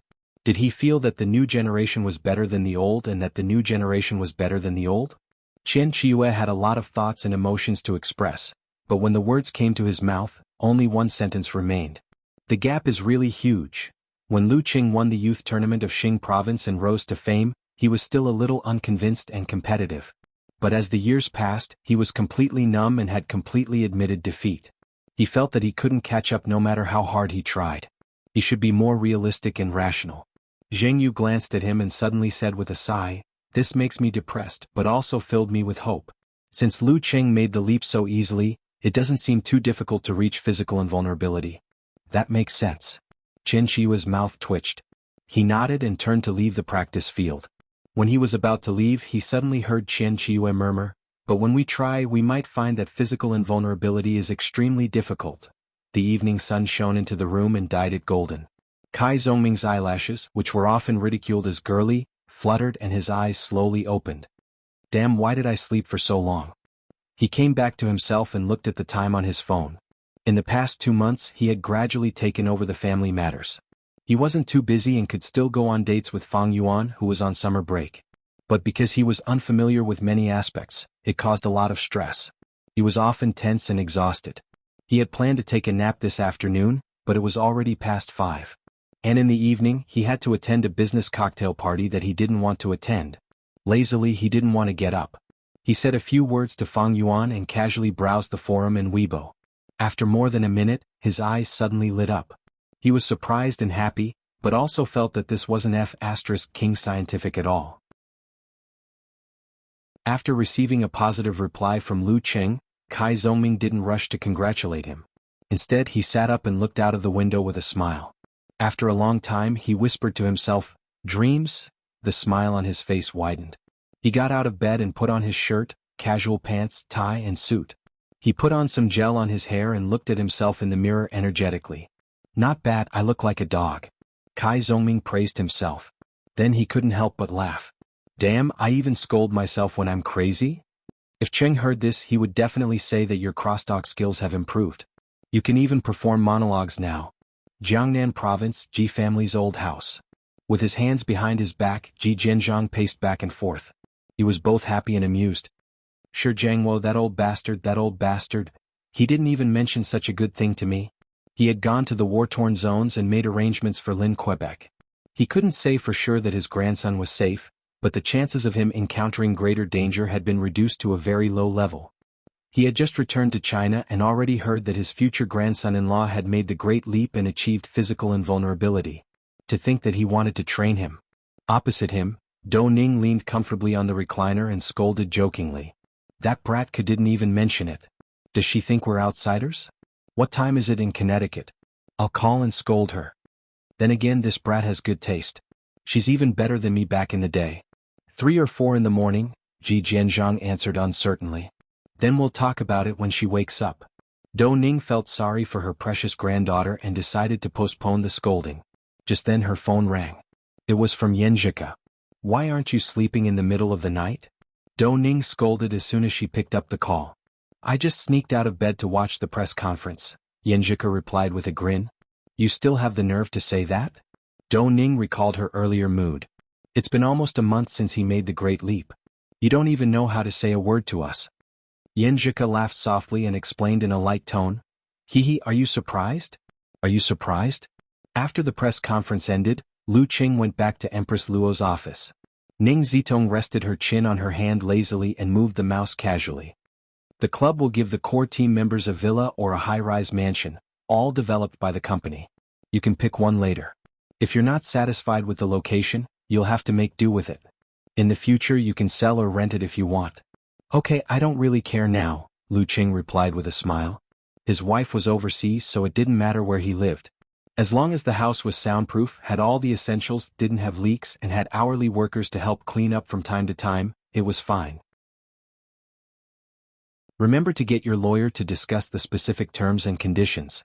During this time, You should focus on practicing the physical invulnerability chapters of the fire sect.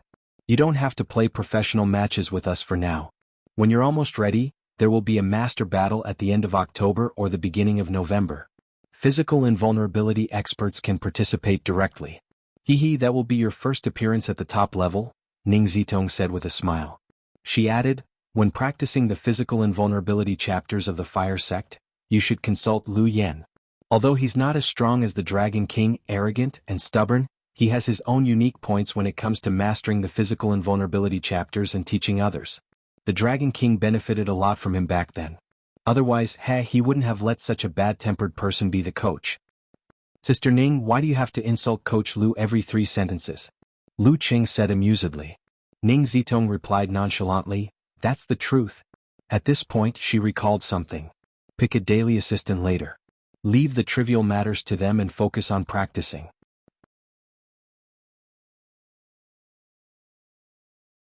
Chapter 619. Okay. Lu Qing didn't intend to be unconventional and agreed casually. Seeing that everything was settled, Ning Zitong picked up the landline and made an internal call to inform the head of the logistics team to come over. She asked him to lead Lu Qing to the 5th floor to choose the exclusive rooms for physical invulnerability experts. Compared to when he was at the Inhuman stage, the resting room was much bigger now. It was more than 100 square meters. After entering, it was a meeting area that doubled as an office. The lighting was excellent. There was a door on the right, and after pushing it open, one could see a short corridor. On the left and right of the corridor were bedrooms and study rooms. At the end of the corridor was a bathroom with a wet and dry section. The sound insulation was good. After Lu Qing chose a room where he could see the lake from the bedroom, he realized that the head of the logistics team had already set up his laptop. He started to introduce the villas and high-rise mansions in a slideshow format. At the end, he showed the information of the members of the assistant team and casually mentioned their personalities, hobbies, abilities, and other details. Of course, no one was completely objective. When it came to people he was familiar with, on good terms with, or people he had visited before, he couldn't help but praise them. After listening carefully, Lu Qing leaned back on the sofa and smiled. Let me think for a while. Can you send the information to my email? No need. I'll just leave my laptop here. Call me when you've made up your mind. Why don't we add each other on WeChat? Said the head of the logistics team with a smile. Sure. Lu Qing agreed readily and picked up his phone. After adding each other on WeChat, the head of the logistics team added, you don't have to rush. Think about it slowly. You can even go and take a look. After all, if you want to move in, you'll have to do a thorough cleaning. Before that, which 5-star hotel should I book for you? I'll stay here for the time being. It's pretty good. Lu Qing pointed to the bedroom on the left side of the corridor. After seeing the head of the logistics team leave, he packed up the information of the house and sent it to Yenjika offline. Which one do you like? Maybe it'll be our house in the future. Once chosen, the property rights would be transferred to his name. After sending it, he didn't expect a timely reply from his little fairy at around 4 in the morning. He looked at the chat history of a few groups and exchanged a few sarcastic words with Little Ming. At this moment he found that the offline file was being received. Yenjika's profile picture became bright.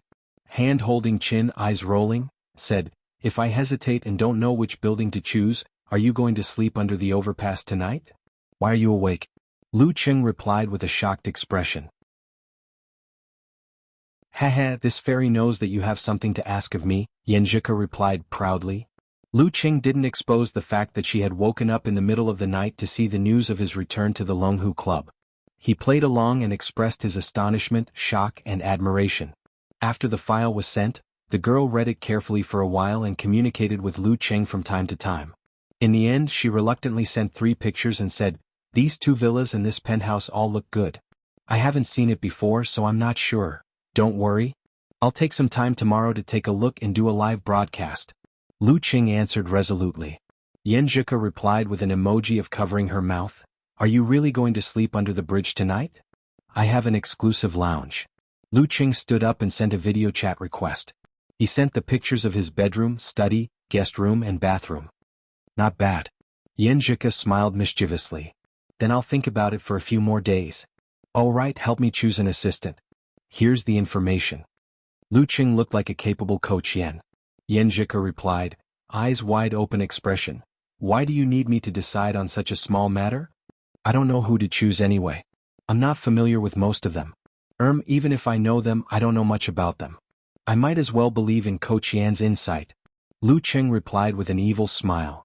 Since you asked so sincerely, I'll help you choose one seriously. Yanjika unzipped the file and browsed through the information. In less than 2 minutes, she replied, face serious expression. Amen. It's her. Why? Eyes wide open expression, asked Lu Qing. I only know her and that guy with the surname Huang.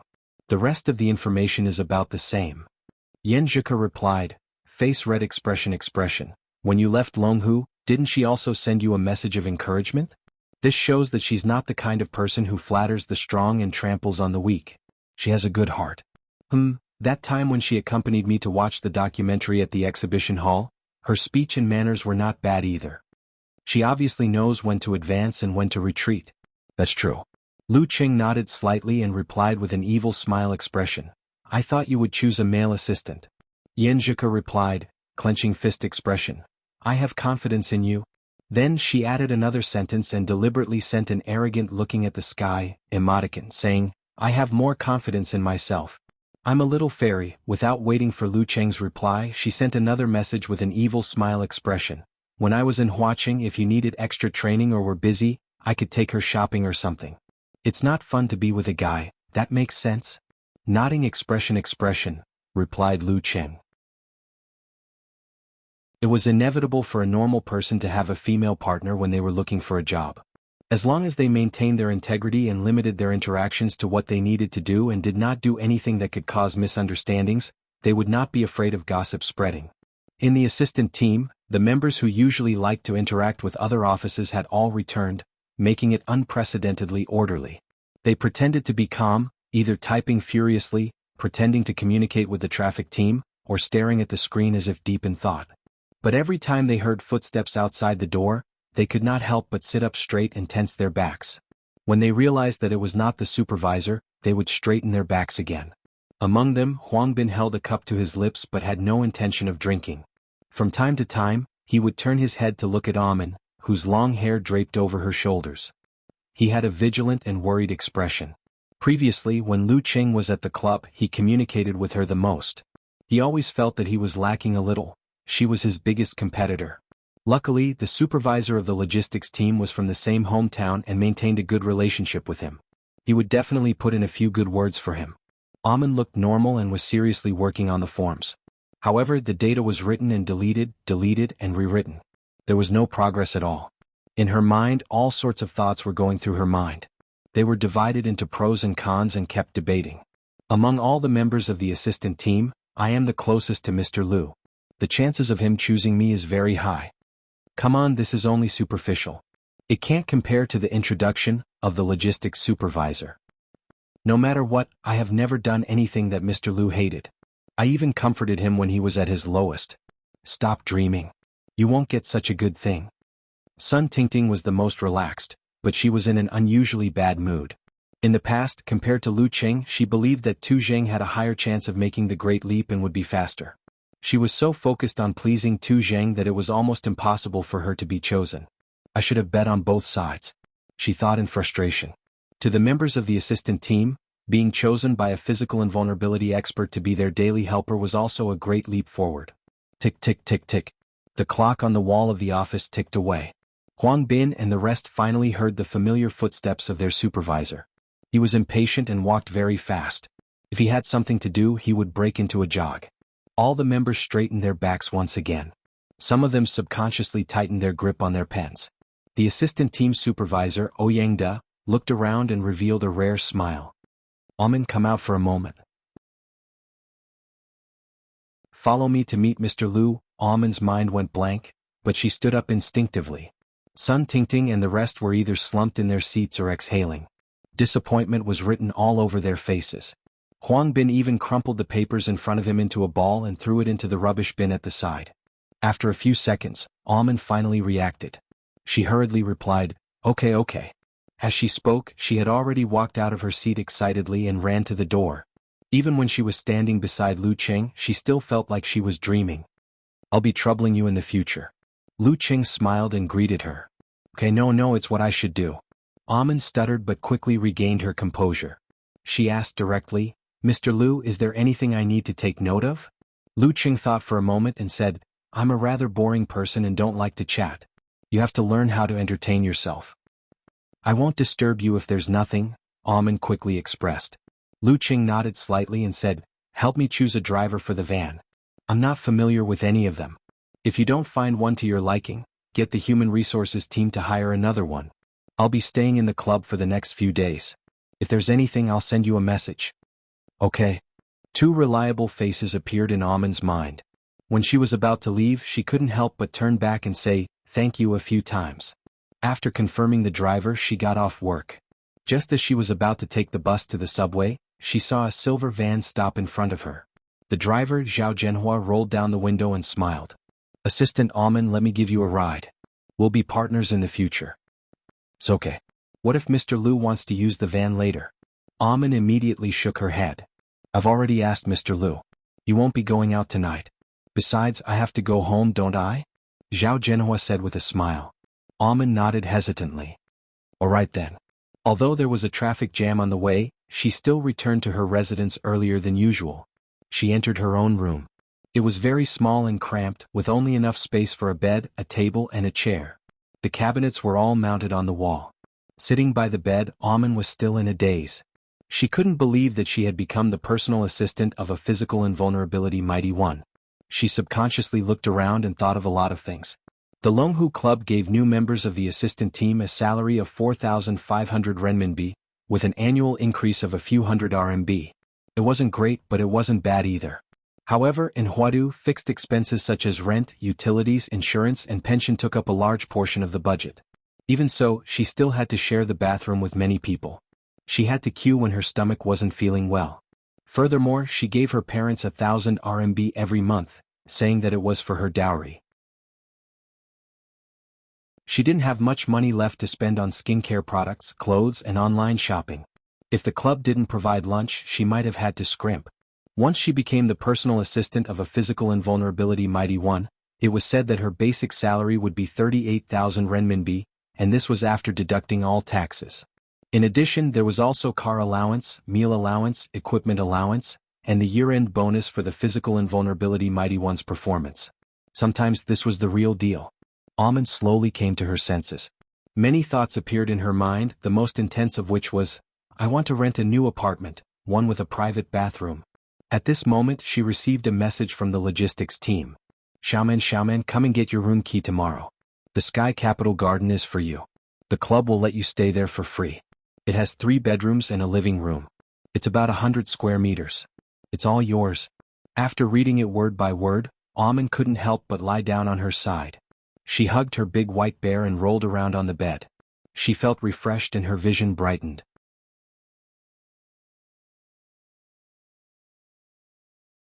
Chapter 620. After spacing out for a while and letting her imagination run wild, Amen suddenly sat up. She found Ouyang De, the manager of the assistant team, on WeChat and asked him what she needed to take note of as a personal assistant of a physical invulnerability expert. She was excited, happy, and full of ambition. But at the same time, she was filled with a sense of crisis.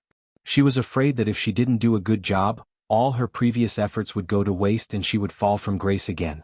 Ouyang De needed to maintain a good relationship with the physical invulnerability experts. Naturally, he didn't want to offend their personal assistant. He told her everything he knew.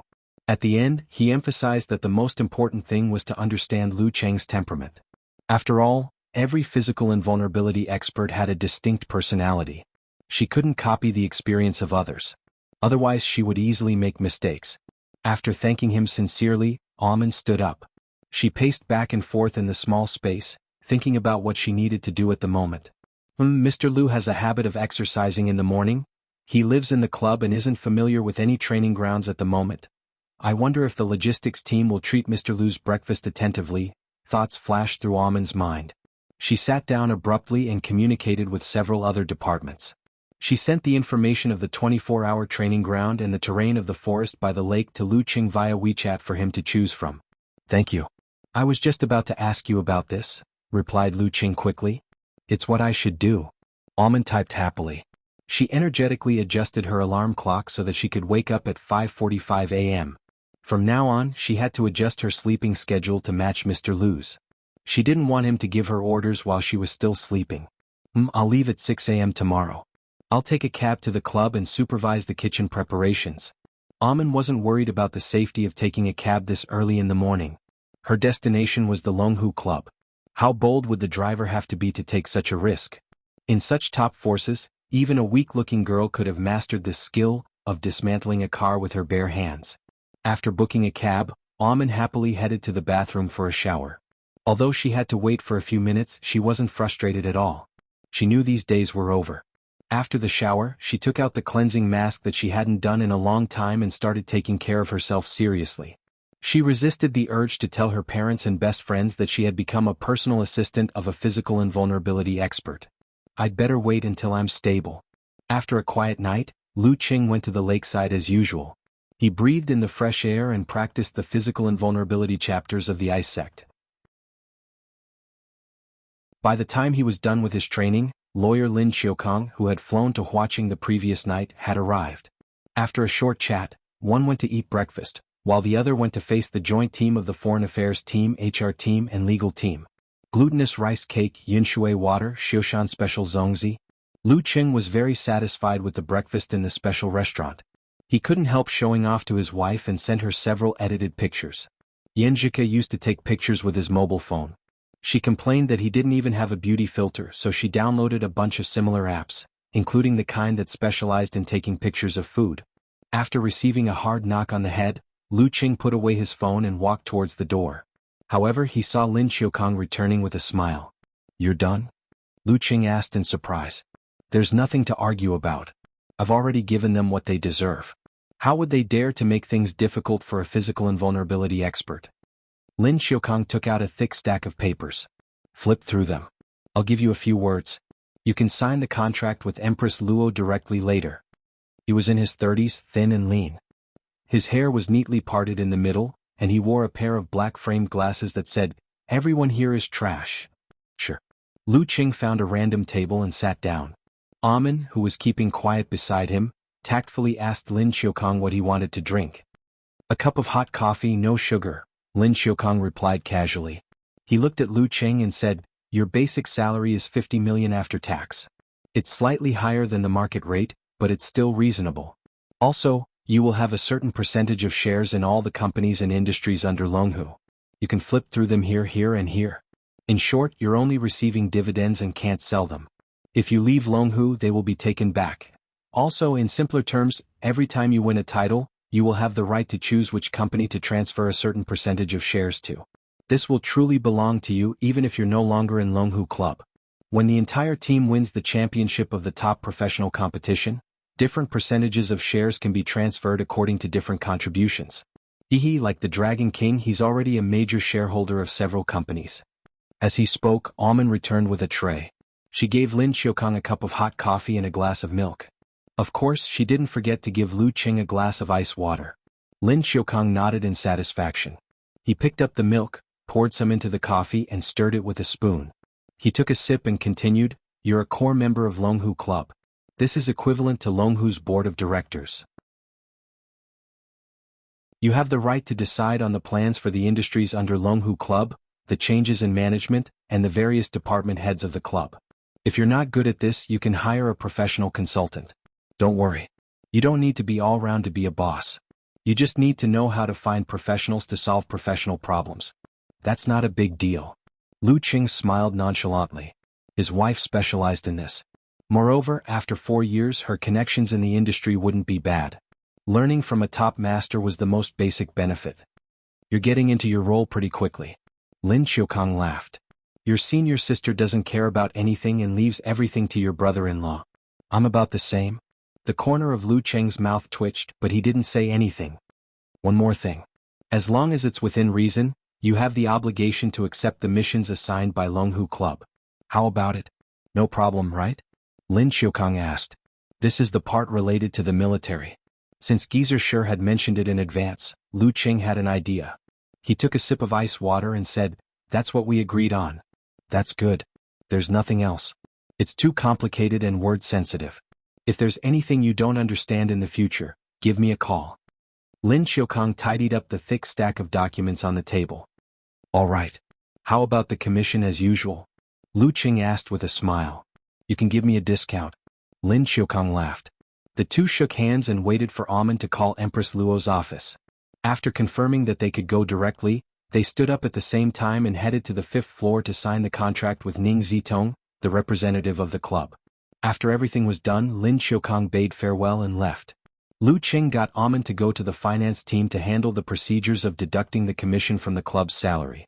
Ning Zitong led him to the quarantine area of the building where the fire sect's physical invulnerability chapters and the volcano laboratory were located. Don't apply for the use of the volcano laboratory for now. Wait until you've more or less mastered the physical invulnerability chapters before you consider it, Ning Zitong said with a smile as she walked. The fire sect is different from the ice sect. No matter how dangerous the ice sect is, it takes a certain amount of time for the effects to show. In the fire sect, the results can be seen in a few seconds or even in an instant. Think about it. If your mastery of the physical invulnerability chapters isn't firm enough, and you're in an extremely hot environment, the slightest mistake could turn you into ashes in an instant. There's no saving you. Wait until your foundation is solid, then take it slow and get used to it step by step. In the future you'll definitely be like the Dragon King, using molten steel and magma as your environment. Okay. Lu Qing also knew the difference between the fire sect and the ice sect, so he didn't have any objections. Of course, Empress Luo was being overly cautious. There was still a big difference between him and a physical invulnerability expert who specialized in the fire sect. If anything were to go wrong, the ice sect could save the day so he wouldn't be reduced to ashes. Passing by the laboratory and passing through several alloy doors, Lu Qing entered the physical invulnerability training room. The temperature in this room rose abruptly, making one feel as though they were in boiling water. The physical invulnerability chapters of the fire sect were divided into 9 small rooms. The names were engraved on the doors. Lu Qing looked around and saw everything. First move, a single spark makes a prairie fire. Second move, golden flames of the righteous god. Third move, Lord Emperor's purple flames. Fourth move, flying flame meteor. Fifth move, burning mountains and evaporating lakes. Sixth move, wheels of wind and fire. Seventh move, fire-like invasion. Eighth move, mirage suffocating hell. Ninth move, 9 rotations of 5 flames, descend of the sun. Phew. Lu Qing exhaled, warmed up his body, and happily walked towards the door of the first move. As long as Yanzhika was in Connecticut, Lu Qing would have an unshakable 1.5-hour break every day at 11 p.m. for video chats. After lunch and a short nap, he would continue training to make up for his previous training. At 3:30 p.m., he took the nanny van and headed to the 2 villas and a high-rise mansion that he had chosen the day before. He recorded the scene and checked the situation. Amen shamelessly knocked on the doors of the people nearby and asked about their living conditions. She also obtained more reference information from the property management. After some comparison, Yanzhika chose the villa near Xiaopei Lake. The next day, Amen took Lu Cheng's notarized authorization and relevant documents and began to handle the property transfer. At the window, the staff member looked at Amen suspiciously and curiously after comparing the documents. He passed the documents back. What about his wife? The property transfer requires both husband and wife to have one. What? Husband and wife? Amen was almost confused. Shortly after, she came to a realization. Lu Qing is already married.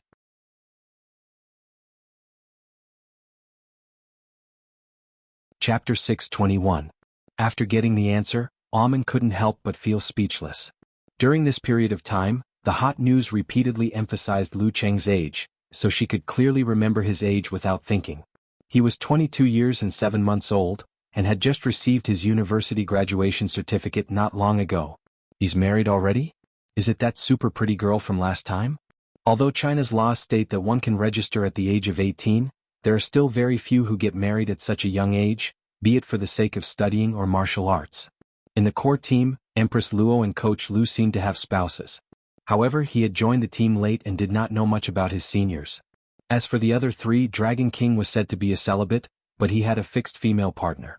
He would change his partner every year. In any case, he did not talk about relationships. Everyone just took what they needed and parted on good terms. Optimus Prime Long Zhen had a girlfriend in the past, but they had been separated for quite some time. According to the rumors, he currently preferred to solve his physical needs through transactions. He had placed all his focus on getting his first title. As for martial arts fanatic Wuxia, It was obvious from her nickname that she didn't have a husband, a boyfriend, or a pet. As her thoughts raced, Amen felt that she was being a little too ignorant. Unusual people do unusual things. As a heavenly son of the era and a physical invulnerability expert under 23, it's normal for Mr. Liu to do something different from others. There weren't any media reports before, so almost no one knows about it. This means that Mr. Liu doesn't want this matter to spread, at least not now. I have to keep it a secret. With this in mind, Amen looked at the staff again. She was in her 40s or 50s and didn't look out of the ordinary. She should be an auntie who doesn't care about martial arts. Moreover, the other party of the transaction is a real estate company under Longhu Club. Just from the surface, one couldn't tell that it was a club. As for Mr. Liu, other than his name, there was nothing else that could be leaked. Hello, may I know what other materials you need? Amen lowered her head and asked sincerely. Which agency are you from? You don't even know this? The staff nagged and gave her the missing information. Amen recorded it carefully and sent a message to Lu Cheng. She explained that it was a rule to prevent one of the spouses from hiding the property after marriage. It's my first time buying a house, so I really don't know. Not to mention other things, I even forgot to give the marriage certificate. I'm so stupid. Lu Cheng, who happened to have a break in the middle, felt ashamed. Taking advantage of the video chat, he told his wife about it, which made Yen Zhika laugh for a few minutes. That day, Amen's trip was in vain. After a few days, the documents were ready. She finally transferred the property and got the certificate on the spot. She began to contact the logistics team and sent someone to do an in-depth cleaning. After she was done with these matters, she returned to the Longhu Club and met Ouyang De, the manager of the assistant team, in the corridor. Little man, did you just come back from outside? Ouyang De asked in a friendly manner. Yes, to help Mr. Liu transfer the ownership of that villa, Amen answered succinctly. Ouyang De laughed when he heard this. You have to change your mindset. How can you do this kind of thing yourself? You have to stay close to Mr. Liu as much as possible, in case he has other matters to attend to. You're the personal assistant of a physical invulnerability expert, so you don't have to do everything yourself. You can leave it to the others in the office to run errands. If you encounter any problems, give the Foreign Affairs team a call. They have strong connections with the government and can solve any major problem. I'm still not used to it. Thank you for the reminder, manager. Amen was suddenly enlightened and found her problem. I'm still using the same old method to deal with physical invulnerability experts. However, there were some things that had to be done personally. Just like the transfer of ownership this time, if the Foreign Affairs team, or someone else were to leak the news that Mr. Liu was already married, that would be a huge mistake. Amen thought thoughtfully. Ouyang De nodded in satisfaction. He turned to Lu Cheng and said, There's a political and business cocktail party tonight. They've specially invited Mr. Liu to congratulate him on his breakthrough to physical invulnerability. Ask him if he has time. If he doesn't, you can go on his behalf. If he doesn't have any clothes, go to the finance team to get an advance payment. All right. Amen's mind immediately flashed with images of lavish clothes, beautiful hair, and high society parties. She suddenly understood a phrase that many people had mentioned before. Sometimes, a personal assistant was the representative of a physical invulnerability expert. They were qualified to stand together with high officials and tycoons. Being such an assistant seemed to be very busy. Amen thought that she would lead a busy and fulfilling life. However, after the cocktail party, she realized that she had become a free person with almost nothing to do every day. As for the reason, it was very simple. Amen was also very clear about it, but she couldn't do anything about it. From the beginning of September until the middle of October, Mr. Liu had been leading a monotonous and repetitive life. He would wake up at 5 a.m. and train at Xiaopei Lake until 7:40 a.m. After showering, he would arrive at the club in the nanny van and have his breakfast at the restaurant for physical invulnerability experts. He would enter the quarantine zone at 9 a.m. sharp and practice his techniques.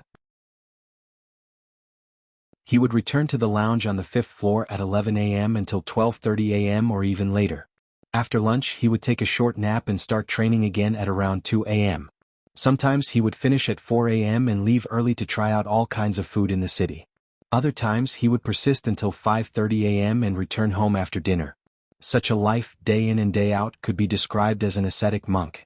Amen counted the things she had done in the past month with her fingers.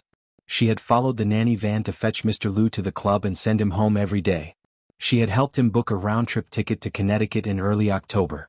She had redone his visa and stayed there for 5 days.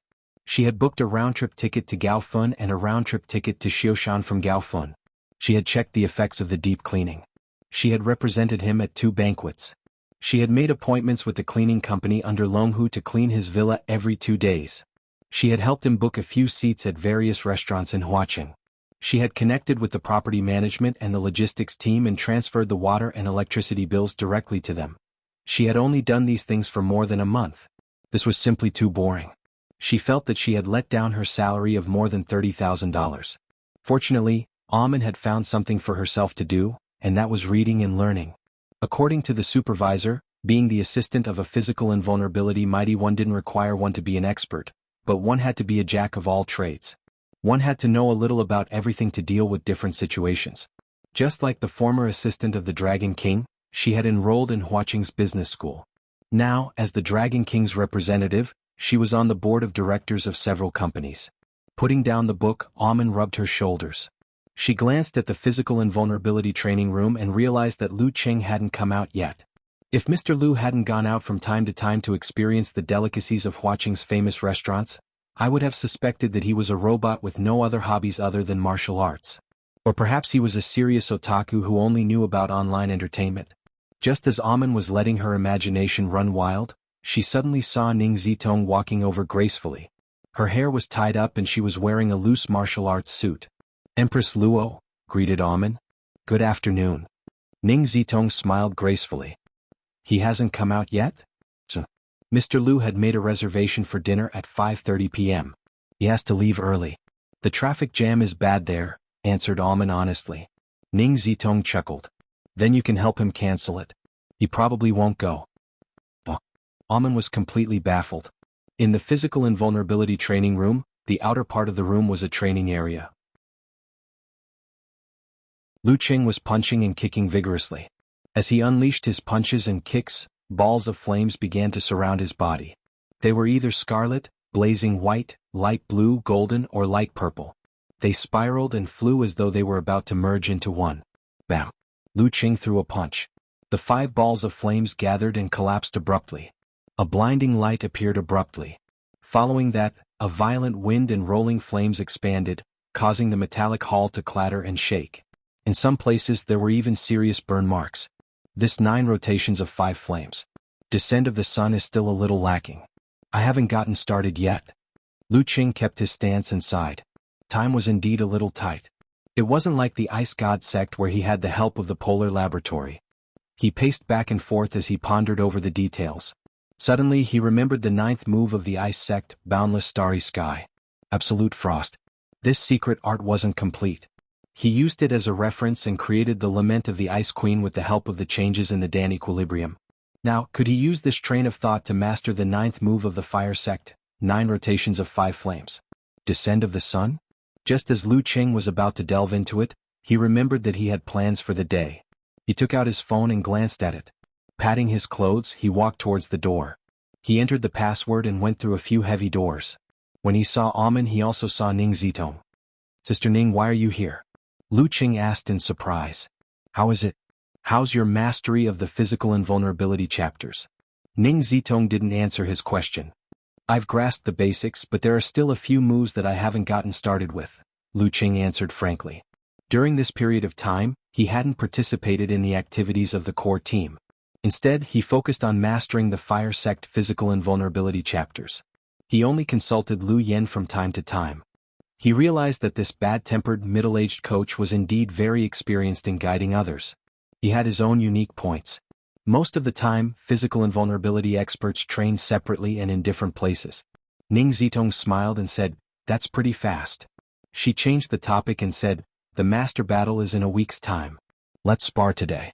Familiarize yourself with the moves in actual combat so that you won't be rusty." Spar? Spar with the core team? Spar between physical invulnerability experts? Lu Qing's heart skipped a beat.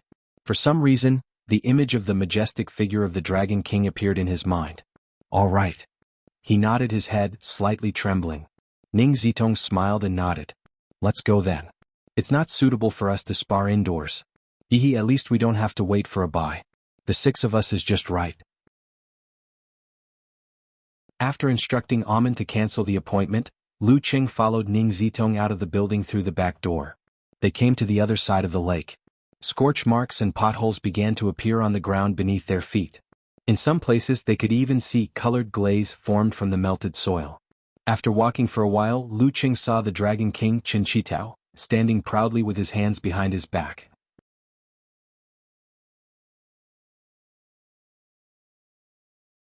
Chapter 622. All around them, the trees were charred and the ground was dark. It was as if they had just experienced a huge fire. The Dragon King stood in the midst of it with his hands behind his back. His posture was tall and straight and he looked dignified. He was like a black hole that attracted all the gazes, making Lu Yen, Long Zhen and Guijie beside him pale in comparison. When he saw Lu Qing coming over, he merely nodded slightly without any words or other actions. Long Zhen on the other hand twisted his neck left and right, looking excited. Guijie's aura spread outwards as though she couldn't wait. Lu Yen and Empress Luo were used to such situations, so they were unfazed by this little internal sparring session. "Alright, everyone's here. Let's draw lots," said Ning Zitong with a smile. As she spoke, she took out 6 balls of paper from her pocket. With a shake of her palm, she threw them into the air. Long Zhen reached out and grabbed, causing the surrounding air to heat up, forming a contrast between hot and cold. A strong gust of wind blew, causing all the paper balls to fly towards him. At this moment, it was as though he had the supernatural ability to grab things out of thin air. Pa pa pa. Lu Yen, Ning Zitong and Guijie also reached out and used various techniques to grab the paper balls. Their powers competed in the air, creating a tug-of-war that caused the paper balls to fall and fly. However, they couldn't land on the ground. For the physical invulnerability experts of the fire sect, it wasn't difficult to communicate with the heavens and earth, affect the environment and fight for items through thin air. The difficult part was to do so without destroying the paper balls. Given the nature of the fire sect's martial arts, the slightest mistake could cause the paper balls to burn to ashes. In fact, they could even ignite themselves if they were rubbed too hard. The sparring session starts with drawing lots. Lu Qing, who was participating in it for the first time, watched with interest. His hands were hesitant as he muttered to himself, "If I were to use the Ice Sect's blizzard, would that be considered cheating? I don't have to worry about destroying the paper balls." Just as he was hesitating, Dragon King made his move. He clenched his fist and placed it in front of him. A heavy feeling filled the air and tore at the hot air, causing the paper balls to fly towards him like moths to a flame. Spots of scarlet light came one after another, but they didn't ignite anything. However, the paper balls seemed to be at a critical point. Their surface was dry and brittle, and with a little more external force, they would burst into flames. This was the Dragon King's character. He was extreme, loved to go to extremes and would not leave any chance for his opponent. Seeing this, Ning Zitong and the rest had no choice but to give up. They waited until the Dragon King picked up a paper ball and flicked out the rest before they tried to snatch another one. However, as the paper ball was already brittle and could easily fall apart, they restrained their strength and weakened the fight. They quickly drew their own lot and left the last one for Lu Qing. Lu Qing more or less understood that this was a routine. Without moving his feet or raising his hand, a cold gust of wind blew and sent the paper ball into his palm. "Let's just draw lots normally in the future." Ning Zitong glanced at it and said half-jokingly. At this time, the Dragon King unfurled the paper and said expressionlessly, 3, 2. Lu Yen looked at his palm and said indifferently, "1. Which one of you is 1?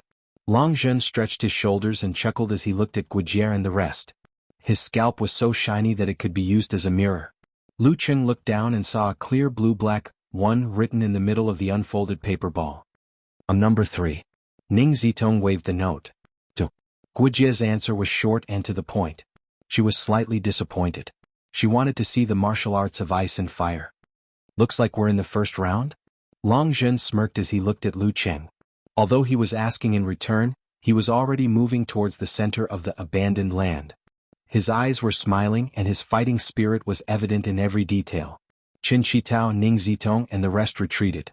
Lu Qing took a few steps forward and stood about 30 meters away from his opponent. In his eyes, Long Zhen, who was known as the Optimus Prime, was indeed very tall. Even without expanding his muscles and stretching his joints, he was more than 1 meters tall. He was definitely a giant of the current generation. Long Zhen's skin was tanned to a bronze color. Although his muscles were hidden under the loose martial arts suit, the heaviness was obvious. It made one wonder if his ankle joints could withstand that terrifying weight. The answer was yes. Not only could Long Zhen's legs withstand the weight of his entire body, they were also very agile. He could run and jump, and they were as tough as alloys. This was a fire sect physical invulnerability expert known for his strength. This was a veteran first pin expert. Those who had just made the great leap would be classified as third pin. Then, based on a yearly cycle of the lunar calendar, each third pin expert's chances of winning against physical invulnerability experts of the same third pin level as well as their chances of winning against second pin level experts would be calculated. As long as one of the two reached the standard, they would be classified as second pin. Correspondingly, the evaluation of first pin was the same. Above that would be the experts who had defeated most of the physical invulnerability experts and obtained titles. Although Lu Qing had killed 2 physical invulnerability level enemies, the Mummy and the Dark Knight Bat, the former was only at the level of a third pin at his peak. The latter seemed to have only recently advanced. Relying on his various and mysterious supernatural abilities, he might be on the verge of a second pin. There was definitely a clear gap between him and a veteran first pin who had the ability to aspire for a title. More importantly, in that battle the Mummy was heavily injured and so was Dark Knight Bat. The 2 heavenly sons of heaven on his side had joined forces and killed the Mummy at the start of the battle with a sneak attack. In short, the reason for his strength was relatively low. It was Lu Qing's first time fighting a first pin expert who was in peak physical condition and mentally prepared. Of course, after mastering the Ice Sect and Fire Sect physical invulnerability chapters, his strength had improved tremendously. He was no longer comparable to when he was in Nile. This was a good opportunity to familiarize himself with his moves and find his position. Bam! Bam! Within a radius of a few dozen meters, the temperature rose rapidly. Clusters of crimson flames rose from the ground. Lu Qing's short hair seemed to have been scorched a few times by an invisible heat. It started to bend and there was even a burnt smell. The fight between physical invulnerability experts had changed from a pure mental battle to a battle between illusion and reality. His pores were affected and his breathing became difficult. Without hesitation, Lu Qing communicated with the heavens and earth and displayed his own characteristics. Against a first pin expert, he couldn't think of any reason to bind one of his hands and compete only with the fire sect techniques. The heavens and earth seemed to darken, but certain places were brighter. It was as though stars were appearing one after another. Long Zhen narrowed his eyes and snorted. His aura was at its peak and he seemed to have turned into a huge burning fireball. Heavy and scorching, he pulled and interfered with the resplendence in the surrounding void, causing them to either change their trajectories or shatter. Seeing the starry sky on the verge of collapse, Lu Qing knew that he was still lacking in maturity and couldn't fully utilize it. He decided to change his visualization. He enlarged a corner of the universe and concentrated his energy to show the stellar system. The stars gathered one after another, forming a blazing sun that was 70% illusion and 30% reality in front of Lu Qing. It also felt heavy, but it was also glowing brightly. It clashed with Long Zhen's aura across space, pulling at each other and sweeping away all matter between them. It was like 2 neighboring stars clashing with gravity to determine their respective areas of influence. Whoosh! The air was torn apart and split into 2 sides, setting off violent winds. The clusters of flames on the ground also took their respective sides and ran towards their targets. This was the scene at the core of the battle. Long Zhen had the upper hand, but Lu Qing held his ground firmly and didn't lose ground. In the surrounding area, at the edge of the battle, the red flames were extinguished one by one. There was a gradual difference in temperature. The further one went, the colder it felt. There was even a thin layer of frost forming on the ground. Very good. Long Zhen suddenly roared. He took a step forward and appeared in front of Lu Qing in an instant, as though he was caught in the wind and flames. His thick, muscular arms first pulled back and then shot out. In that instant, Lu Qing felt as though he was looking at a huge cannon defending a city.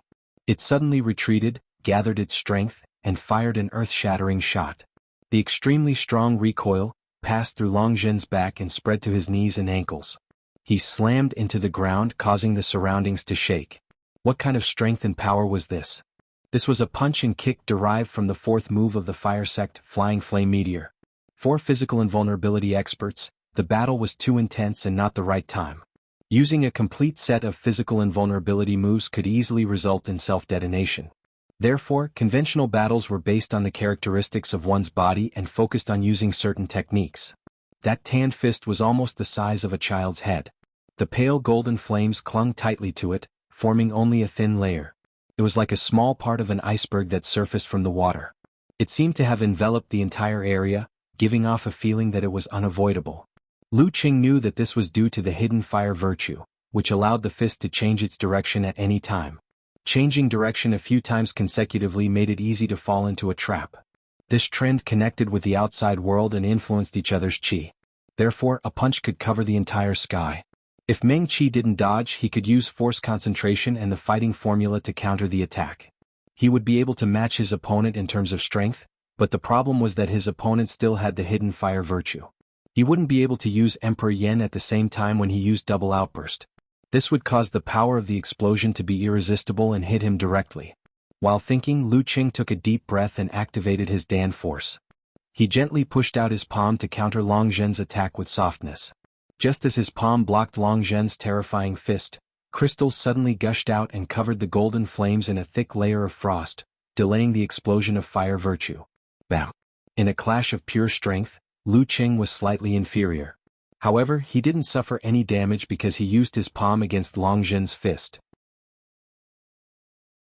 He took a step back and turned his body with a spin of his heel. All of a sudden, a storm of snow blew in all directions, covering his tracks in an instant. No one knew whether he had gone to the left or the right. It was a movement technique derived from the second move of the ice sect, mesmerizing snow step.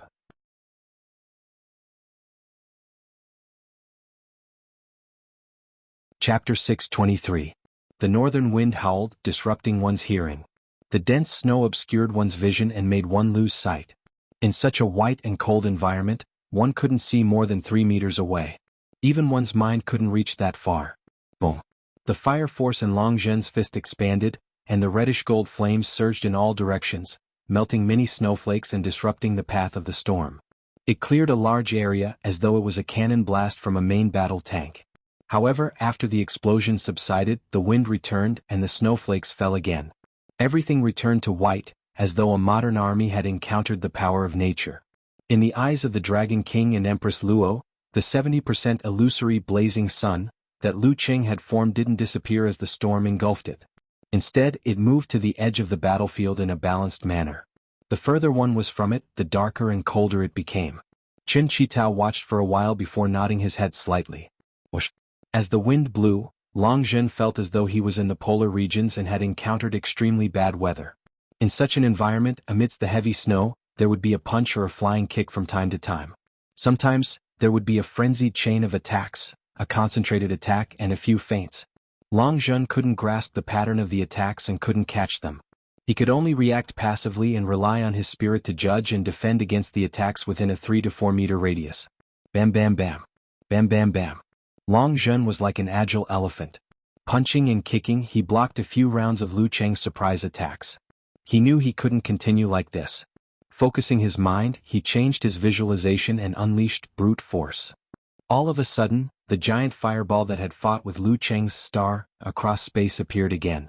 With Long Zhen at the center of the fireball, it suddenly expanded. The tumbling blazing blue flames were like ocean waves. Each wave was higher than the previous one. They surged crazily and almost filled the entire battlefield. They canceled out the storm, clearing the sky and emptying the earth. The indistinguishable scene disappeared, but Long Zhen couldn't lock onto Lu Qing's aura. His heart skipped a beat. Then he saw Lu Qing in his navy blue martial arts suit. He didn't know when he had retreated to the edge. Behind him was a huge, heavy, scorching, blazing white sun that was 70% illusory and 30% real. At this moment he was like Emperor Yen descending. Bang! Lu Qing stomped his feet and using his body as a fist, struck out. The great sun was attracted and merged with him, causing his body to shine brightly. His figure faded and turned into a burning star. Rubbing against the air currents at high speed, he charged towards Long Zhen in an instant. A distance of a few dozen meters was really gone in the blink of an eye. This was also the application of the fourth style of the fire sect, Flying Flame Meteor. It highlighted the word fast, and used external forces to increase its power. The light in his eyes was so bright that he could not see anything. Long Zhen was a rank 1 expert who had experienced many battles. He did not panic at all. He clenched his fists and punched the air in front of him. The golden flames compressed and solidified, giving off a heavy feeling. The surrounding air currents and the soil on the ground were affected by this, causing sparks to appear. Bit by bit, they were densely packed like a prairie fire. Rumble.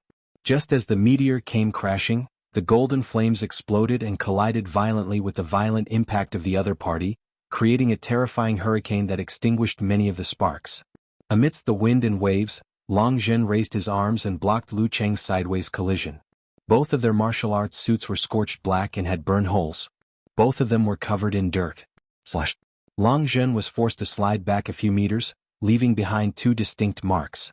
Lu Cheng's momentum finally weakened. Bam! Before they could separate, Long Zhen had already launched a low kick. Lu Cheng did the same. The two of them struck with their elbows, knees, tangles and grabs in the narrow space between them. Bursts of flames rang out one after another.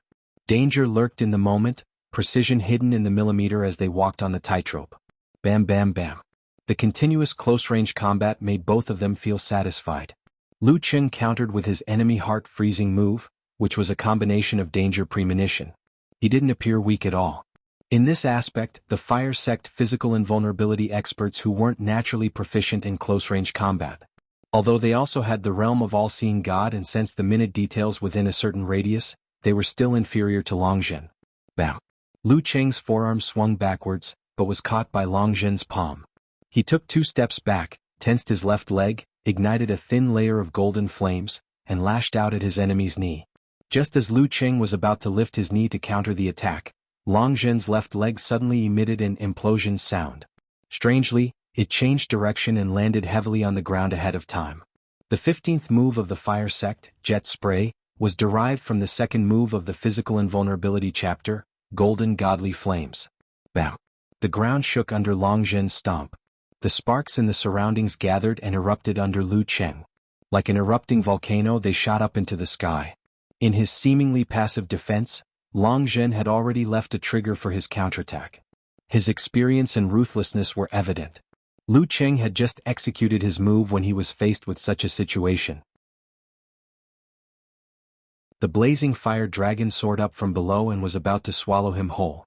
He fell backwards abruptly and flipped in the air, allowing the crimson fire dragon to shoot a distance away. It brushed past his calves and soared into the sky, scattering like fireworks. It was this split second that allowed Lu Cheng to form an ice armor on his legs. It melted into water and dripped down. There were still some sparks left on his trousers, but they couldn't hurt his heat-resistant skin. They were shaken off. Lu Cheng had just steadied himself when Long Zhen pounced on him. He swung his arms and coupled with the rapid eruption of Dan force, he hammered ferociously and compactly. Each of his protruding muscles displayed the beauty of human strength, as though they could crush everything. Bam bam bam. Lu Cheng alternated between force concentration and the simplified fighting formula. He pulled his shoulders and struck with both arms, blocking his opponent's frenzied attacks with precision and concealment of force. Even so, under that monstrous strength, his fists, arms and elbows were gradually numb. His legs couldn't bear the pressure and he couldn't shake off the attacks. Amidst the flame-like invasion, the temperature of the surroundings was getting higher and higher. Just a breath would burn one's airway. Lu Cheng's vision was also affected. Everything he saw was distorted. Bam bam bam. Once Long Zhen gained the upper hand, his attacks seemed endless until he defeated his opponent. The ground beneath his feet caved in. Sand and pebbles flew everywhere. It was a mess. His height was even more eye-catching, making his opponent look like a dwarf looking up at a deity. As expected of a first-pin mighty one, Lu Cheng couldn't help but sigh as he struggled to hold on. However, his ice heart was already formed. Such emotions were like a reflection in a lake, untraceable. Bam! Long Zhen struck again. Lu Cheng's sleeves were charred black and his arms were trembling. He took a step back, leaving deep footprints on the ground. Taking a step forward, Long Zhen retracted his chi and then exploded it. He raised his left arm again and struck again with a hard punch imbued with fire force. At this moment, Lu Cheng opened his left hand and pressed forward with his thumb. A crystal-clear and sharp cold light shot towards his opponent's head at the speed of a bullet. Ice Spirit Holy Light could be used as both a blade and a sword. Long Zhen seemed to have expected it. He tilted his head and the cold light missed. It didn't affect the swing of his left fist. Seeing this, Lu Cheng turned his wrist and the cold light turned from a stab to a slash, cutting towards his opponent's neck. At the same time he pulled his other shoulder back and changed from the front to the side, avoiding Long Zhen's punch. Piak, Long Zhen lowered his body and retracted his head into his chest like a tortoise facing danger.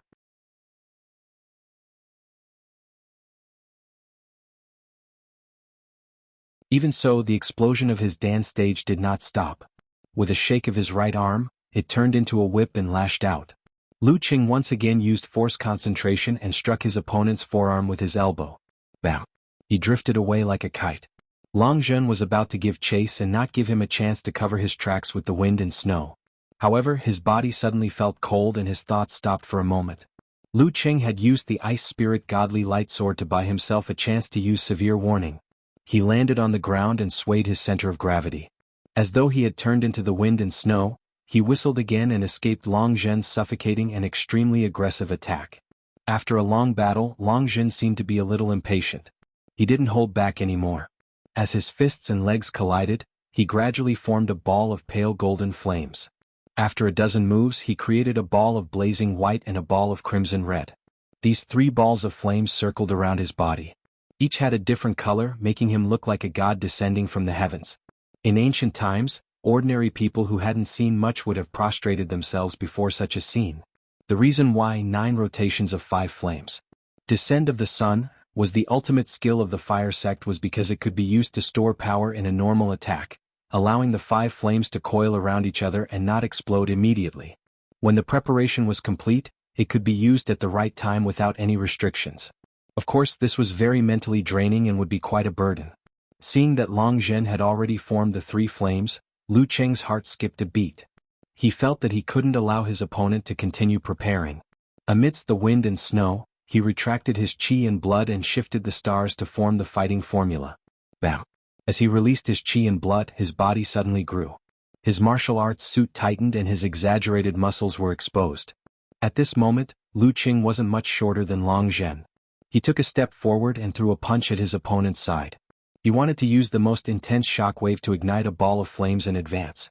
At this moment, Long Zhen suddenly revealed a cunning and smug smile. The crimson red, pale golden, and blazing white flames circling around him flew out and gathered at the tip of his fist. He didn't expect to use his ultimate move only after he had prepared all 5 flames. His posture just now was to force Lu Qing to initiate the attack. Rumble. The ground trembled and a mushroom cloud rose. A shallow crater appeared on the ground with burn marks everywhere. Lu Qing closed his eyes and destroyed the first wave of shockwaves. However, the subsequent waves made his organs shake and churn. Long Zhen didn't give him a chance to catch his breath. He forcefully broke through the flaming waves and came close to him. Another round of fire-like invasion followed. The negative effects on his body had accumulated and even force concentration couldn't completely remove them. Lu Qing couldn't withstand this round of frenzied attacks. His stance was broken and he almost spat out a mouthful of blood. Long Zhen wins, announced the referee Ning Zitong, who was watching leisurely from afar. Lu Qing took a deep breath and felt a burning pain in his throat. Long Zhen relaxed his posture and laughed loudly. Feels good. After recalling the battle, Lu Qing, who had learned a lot, slowly walked to the edge. He saw Dragon King looking at him. Qin Chitao nodded slightly. Close to second pin. Not bad. When I fully master the physical invulnerability chapters of the Ice and Fire sect, coupled with the combination of martial arts and cultivation that I didn't use because I wanted to familiarize myself with the moves, my combat strength will definitely increase by a lot. Lu Qing's gloomy mood after losing the sparring match was swept away. P.S. It's a sad thing. With the recent neck cleanup, I have to delete the intimate scenes at the beginning. Actually, I was under a lot of pressure to write this. Many readers were wondering why such an upright squid classmate would go down the dirty path and become wretched. However, after thinking for a long time, I still decided to write it. Firstly, it's the feeling of youth and love, and secondly, it's hard not to have mixed feelings. Secondly, I wanted to write about the harmony of soul and body. Thirdly, it's to create and contrast the character. If I don't compare how Lu Qing behaves in front of Ku to how he behaves in front of others, the image of him restraining himself for the sake of love can't be fulfilled. Similarly, it's the same for Ku.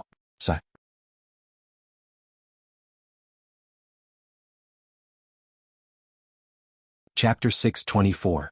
After carefully observing the next 2 matches, Lu Qing pondered over the details as he returned to his personal lounge.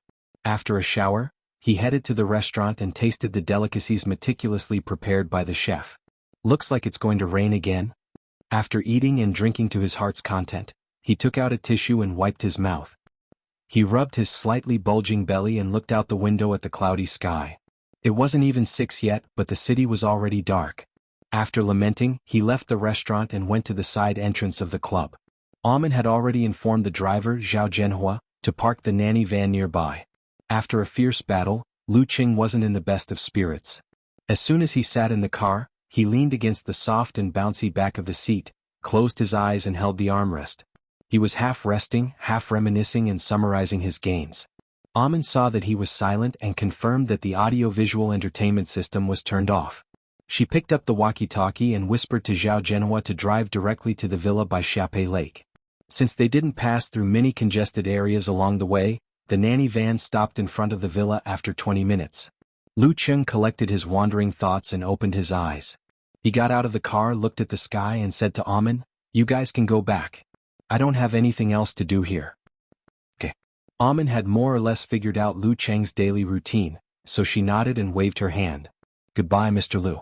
I'll come back tomorrow at the usual time." The engine hummed and the sound grew distant. Lu Cheng's surroundings became unusually quiet. After standing for a few seconds, he turned around and opened the door through fingerprint verification. The house was dark as if night had come early. However, the faint light from the windows on both sides still faintly outlined the outline of the walls, pillars and furniture. Lu Qing closed the door behind him and stood beside the shoe cabinet. He slowly looked around. On the coffee table that shone with a metallic luster, cups were neatly placed upside down.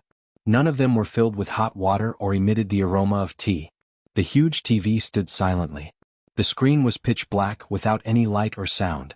In the semi-open kitchen, the frying pan, saucepan and milk pot were all in place. Compared to yesterday, nothing had changed. The night wind that was about to rain blew through the screen, bringing a bit of chill. Lu Qing stared blankly for more than 10 seconds. He didn't turn on the lights.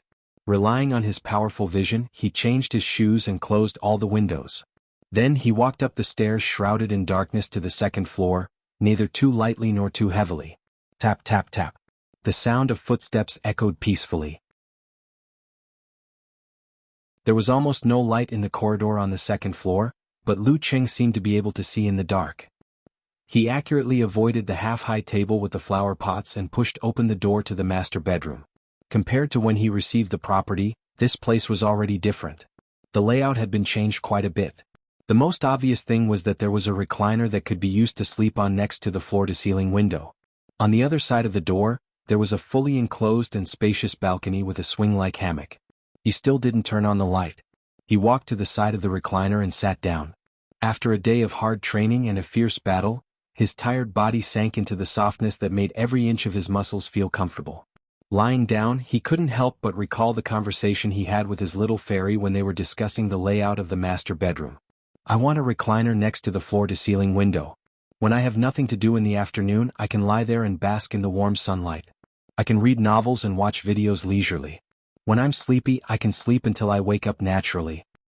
Do I need sunscreen? You're so annoying." The corners of his mouth curled up imperceptibly. Lu Qing lay quietly in the darkness, looking at the darkening night sky.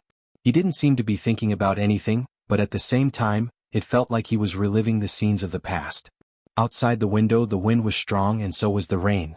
Drip, drip, drip, drip, drip, drip, drip. 10 minutes later, his phone rang with a special reminder. He picked it up and saw Yanjika using an emoji of red scarf on head, determined to succeed. "I love waking up early. I love morning exercises." Lu Qing chuckled and unlocked the screen. He typed quickly, snickering emoji. "I'm enjoying your recliner comfortably." After replying, he turned on the desk lamp beside him. The dim but warm light spilled out, resisting the invasion of darkness and silence. After chatting with Ku for a while, he played games and read novels for a while. When Kai Zhongming, Jiang Fei and the others finished their work or went home from work, he shifted his focus to chatting. On the way, he would occasionally watch the live broadcast of a martial arts competition and seriously discuss some interesting issues with Peng Liyun, Ren Li and En Chaoyang in the group chat. When Yan Zhika finished her training and was enjoying breakfast, he began to share his afternoon sparring experience with his wife. They discussed how to use the Dan equilibrium to practice 9 rotations of 5 flames. Descent of the sun. When Yan Zhika got busy with her studies, the frequency of chatting slowed down. Lu Qing went back to browsing the internet like before. Before going to bed, he called his mother, Qi Fang, and told her about his life that hadn't changed much recently. He also asked about the situation at home. Just like that, a day passed. After a night of heavy rain, the sun rose as promised.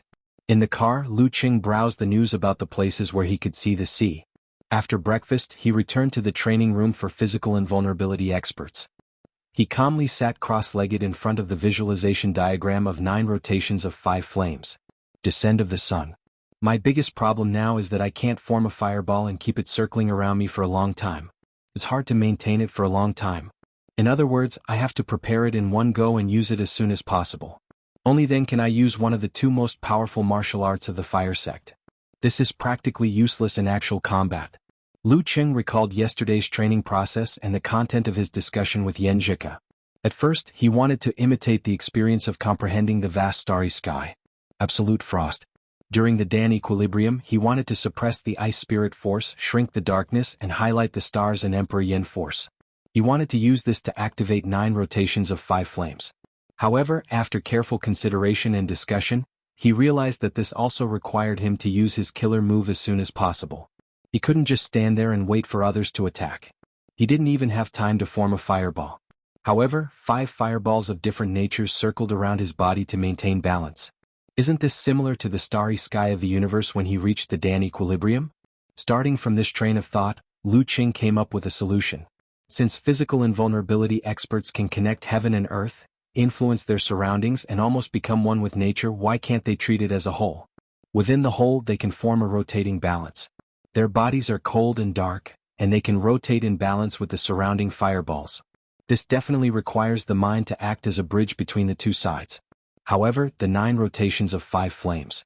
Descent of the sun is a unique skill that requires the mind to make a complicated connection to maintain the 5 fireballs circling. In other words, there's no need for me to practice this difficult technique.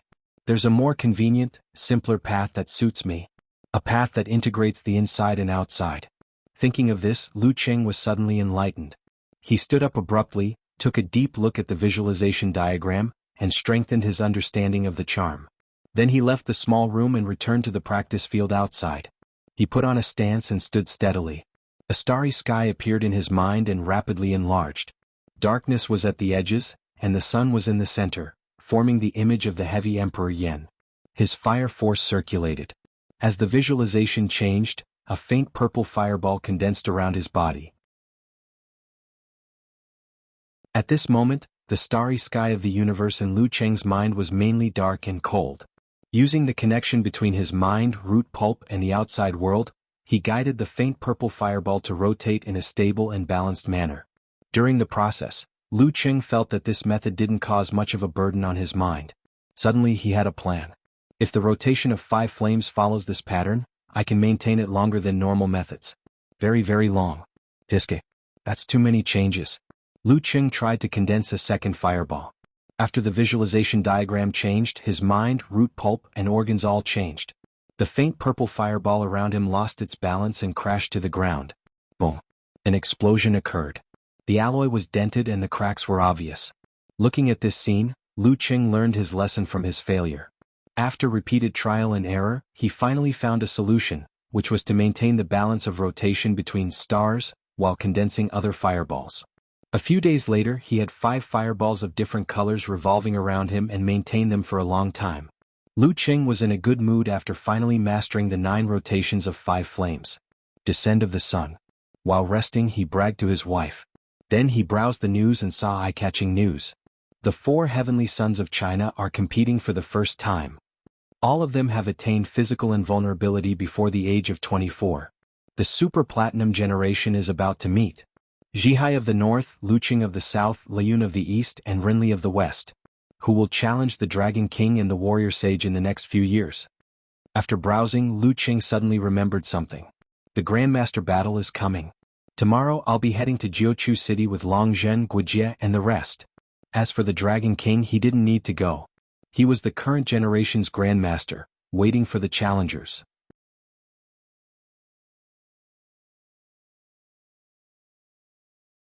Chapter 625. Recalling the Battle of Masters incident, Lu Qing glanced at the news headlines that were either on steroids or had funny words. He switched to QQ and clicked into the group that he had blocked. He saw Peng Liyun, Ren Li, and En Chaoyang in a heated discussion. He swiped his thumb and scrolled up the chat history. At the beginning it was a link to a news article sent by Hipster. After a few minutes, Ren Li appeared and asked with a confused expression, "Why am I in the West?" "Because Kongtong Mountain is in the West." And Chaoyang used 2 full stops to express his feelings. "Really?" Ren Li replied with a suspicious expression. Peng Liyun appeared and sent an emoji of Conan's twitching mouth. "You didn't study geography in high school?" Ren Li answered confidently, "That's right. The geography books didn't say that Kongtong Mountain is in the West." "Really?" Peng Liyun tagged in Chaoyang. And Chaoyang replied, "I graduated from high school more than 5 years ago. How could I remember clearly?" At this point, Lu Qing couldn't help but send a laughing out loud emoji. Peng Liyun didn't give up. "Lu Qing, do you still remember?" "I chose science in high school." Lu Qing smiled evilly. "As for the general geography exam, our school is very lax. As long as you don't flip through the books in front of the invigilator, you can do whatever you want." "Even so, I didn't score 80? It can't be? If you could flip through the books you would definitely score 90 and above." For a moment, Peng Liyun doubted Lu Qing's IQ. He was in a daze for more than half an hour and still scored high in the general geography exam. Lu Qing sent an emoji of covering his face and sighing. "When I entered the exam hall, I realized that half of my geography book had been torn apart by my 2 troublemaker cousins. Luckily I was surrounded by people I knew. So you've always been stupid." And Chaoyang sighed. It was true that there were only wrong names, but no wrong nicknames. Recalling the embarrassing incident during the formation competition, Lu Qing quickly changed the topic. "Priest, Ren Li, when are you arriving at Jiuqiu?" "I'm already there." Peng Liyun replied after 10 seconds. A few seconds later Ren Li sent a link with an angry look. "Quick, go and scold him." Lu Qing clicked on it and saw a news article. The title was similar to the one he had seen before, but the content had more analysis and predictions. The Wisdom King, Zhi Hai, has been a physical invulnerability expert for 4 years and has received a title. Putting that aside for now, Peng Liyun, Ren Li, and Lu Qing have only made the great leap less than 3 months ago. They are considered to have just grasped the basics of their martial arts. Indeed, at the same level they are indeed stronger than cultivators of the same rank in all aspects. If everyone leaps over the Dragon Gate at the same time, the strength they display will undoubtedly be the strongest. This is determined by a deeper and more solid foundation and more outstanding talent. In other words, as long as they stabilize their realm and familiarize themselves with their martial arts, they will be considered to be the cream of the crop among the third pin experts. They won't be weaker than those veteran physical invulnerability experts who have been stuck at this level for many years. Of course, every physical invulnerability expert who can make the great leap is an outstanding figure. It's just that there's always someone stronger. Also, to be honest, many experts will be satisfied once they transform into a dragon and ascend to the heavenly realm. They will lose their hunger for martial arts and glory. Although they still persist in training, their improvement will obviously slow down. The reason isn't external but in their hearts. Let's not talk about this. Back to the topic. Based on our previous analysis, we can determine the current strength of Peng Lu and Ren Li by comparing them to the Wisdom King. If only third pin experts participate in the master battle, they will have a chance to reach the end. Unfortunately, this is just a fantasy. Although it won't be like the Battle of Kings and Warrior Sages where many seniors who have retired from professional competitions will participate, at the very least, almost all the experts in their prime will participate, excluding those who are recuperating. They have a certain chance of winning against a rank 2, and a little hope of winning against a rank 1, but that's all. That's why a lot of the news today is just headlines. They're maliciously hyping up hot topics. Without any exaggeration, what they're looking forward to will happen 3 or 5 years later, not now. In this master battle, Lu Qing, Ren Li, and Peng Liyun will at most enter the top 32, and that will depend on their good luck in the draw. There's nothing wrong with that. After reading it, Lu Qing felt that the analysis was on point. "Why did you scold him?" Ren Li was silent for a moment. After a long while she replied, "I sent the wrong link." "It's this," she added another piece of news. The content was similar to a bet. It was guessing the chances of the 3 heavenly sons other than Zhi Hai being eliminated in the first 2 days of the double elimination competition.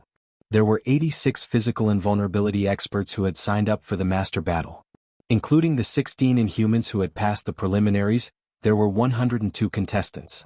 The initial double elimination competition was where one would be eliminated after 2 losses.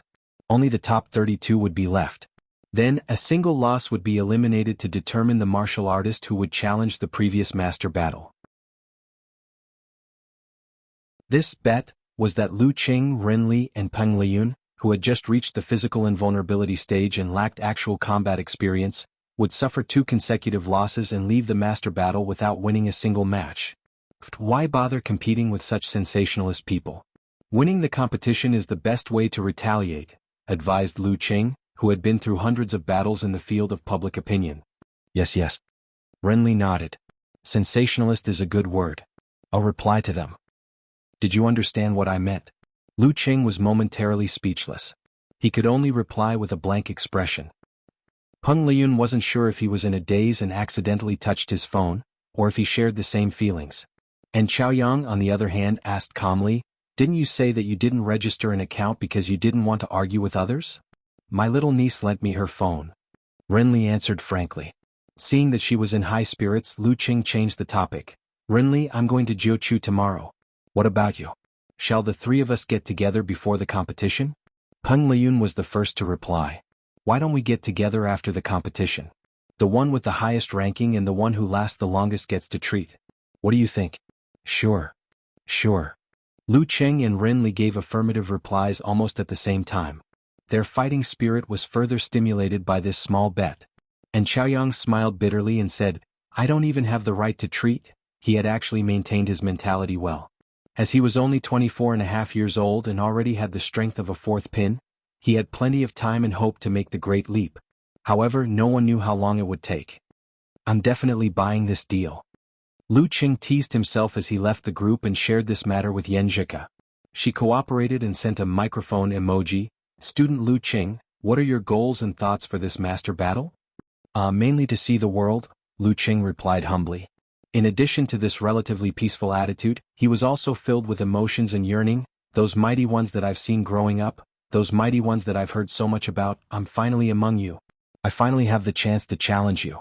Warrior Sage Chen Donglu, King of Swords Wu Qiao, Kirin Dong Baxin, Lion King Shang Yud, Spear King Huang Ku, Clown Gu Jianxi, God-slaying Saber Lu Yongyuan, Evening Light, Liang Yifan." All the famous names flashed through Lu Qing's mind, making him feel as though his blood was boiling. The next morning after training, Lu Qing, Guijie and Long Zhen were led by Empress Luo, Ning Zitong to the airport. They boarded the club's commercial jet and headed straight for Jiuqiu. Due to his previous injury, Lu Yin had chosen to give up on this master battle. However, he still tagged along to fulfill his duties as a coach. Outside the window, the sea of clouds formed a sea. There were occasional bumps, but to a physical invulnerability mighty one, such effects were negligible. The journey was smooth.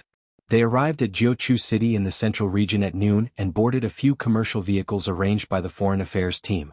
As usual, there were fans welcoming them in the hotel lobby. Lu Qing and the rest signed their names. With the help of Amin and the other assistants, they got their room cards and entered the elevator. "There's a pre-match banquet the day after tomorrow. Don't forget it," Ning Zitong reminded them as the elevator moved up. She turned to Lu Qing and smiled. "You have a high chance of playing in the opening match." Lu Qing looked back at her in confusion. As one of the contestants, how high could his chances be during the draw? Ning Zitong smiled and explained, "The 3 of you are in the limelight and are a hot topic. The organizing committee intends to pick one of you to play in the opening match. 1/3 chance. That's not low." Lu Qing couldn't help but smile.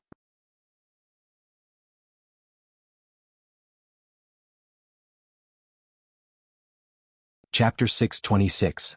October 29, Friday, 7 p.m., Jiuqiu City Martial Arts Association Banquet Hall. Round tables were placed neatly with 6 chairs around them.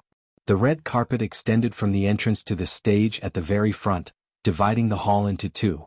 Lu Qing and the other mighty ones walked slowly along the long carpet amidst the flashing lights and clicking sounds.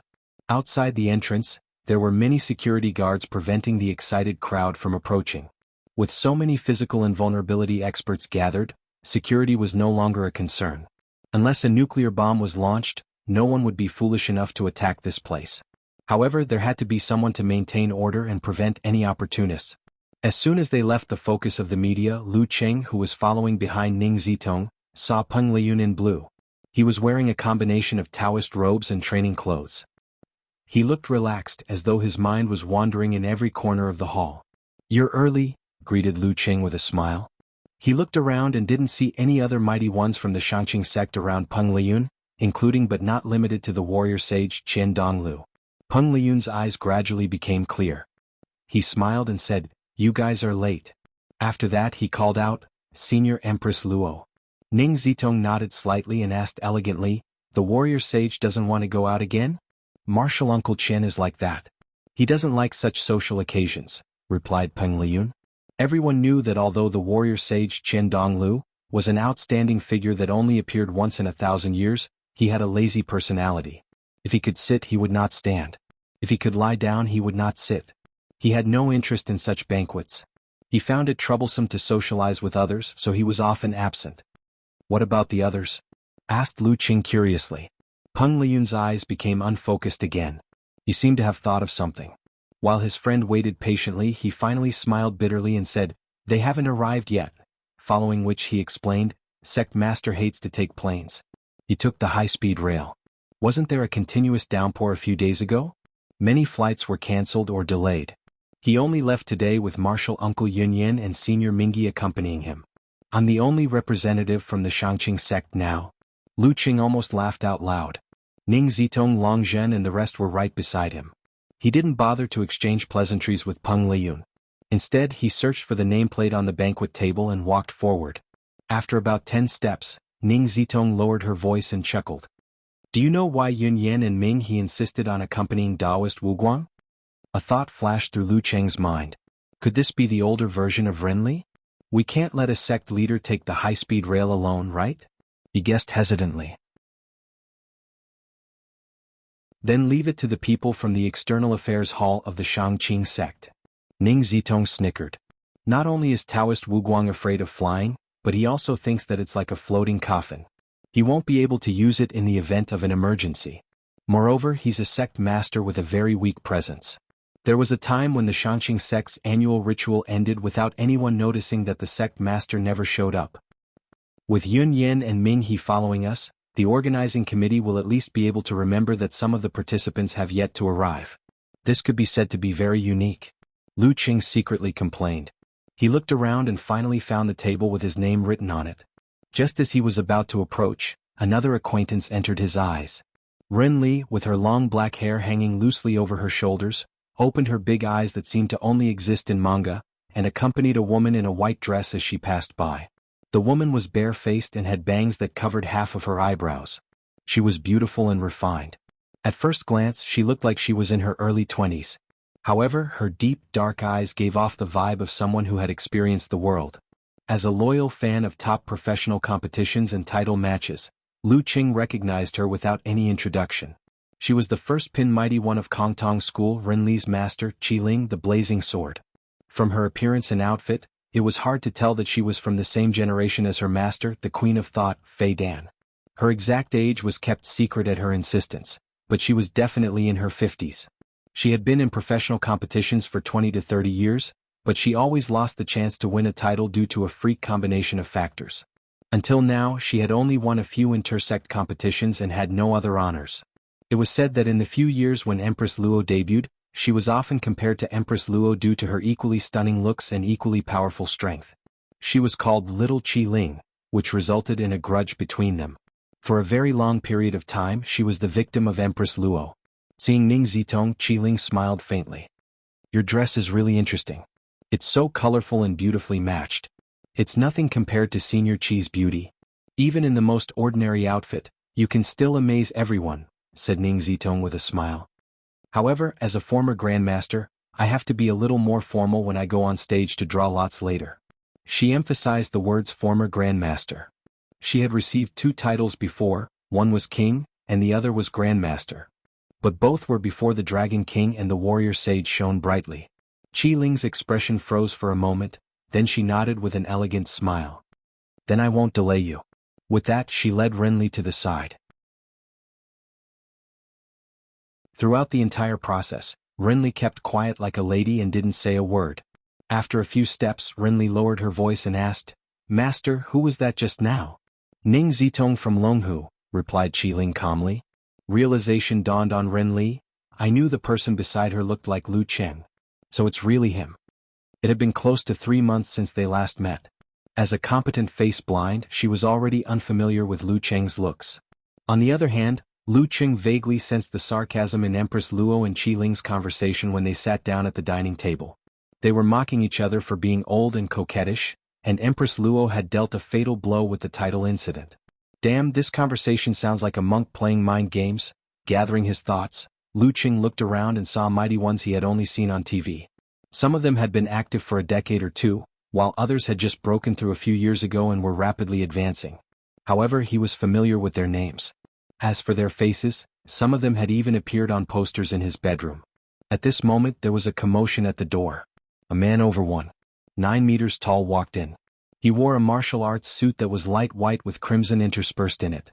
It was made of a special material, and as he walked, it revealed his masculine and powerful lines. His sideburns were combed up into a bun commonly seen in ancient martial artists. His facial features weren't exactly handsome, but he had the air of a man who looked down on everything.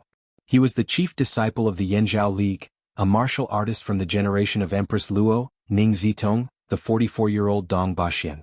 Before the era of the Absolute Duo, he had received 4 titles. 2 were Challenger, 1 was Grandmaster, and 1 was Supreme Class. He was known as the Warrior King, and was a highly anticipated mighty one. Unfortunately, he was born at the wrong time and met the Warrior Sage and the Dragon King. A few years later, when Lu Cheng was in his first year of university, he only received 1 Grandmaster title.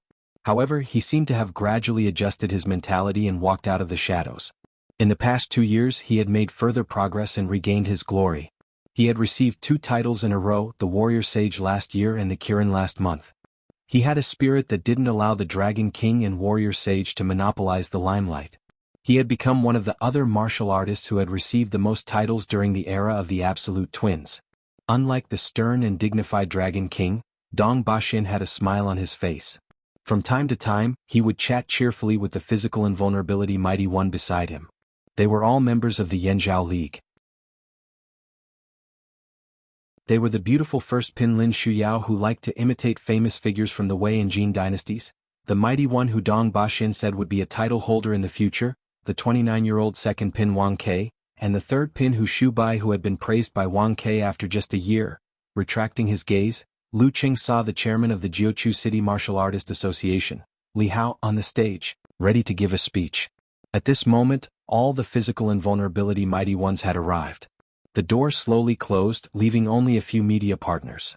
After the guests gave their speeches, Li Hao, who was also the person in charge of the organizing committee, smiled and said, "This year there are 5 new physical invulnerability mighty ones.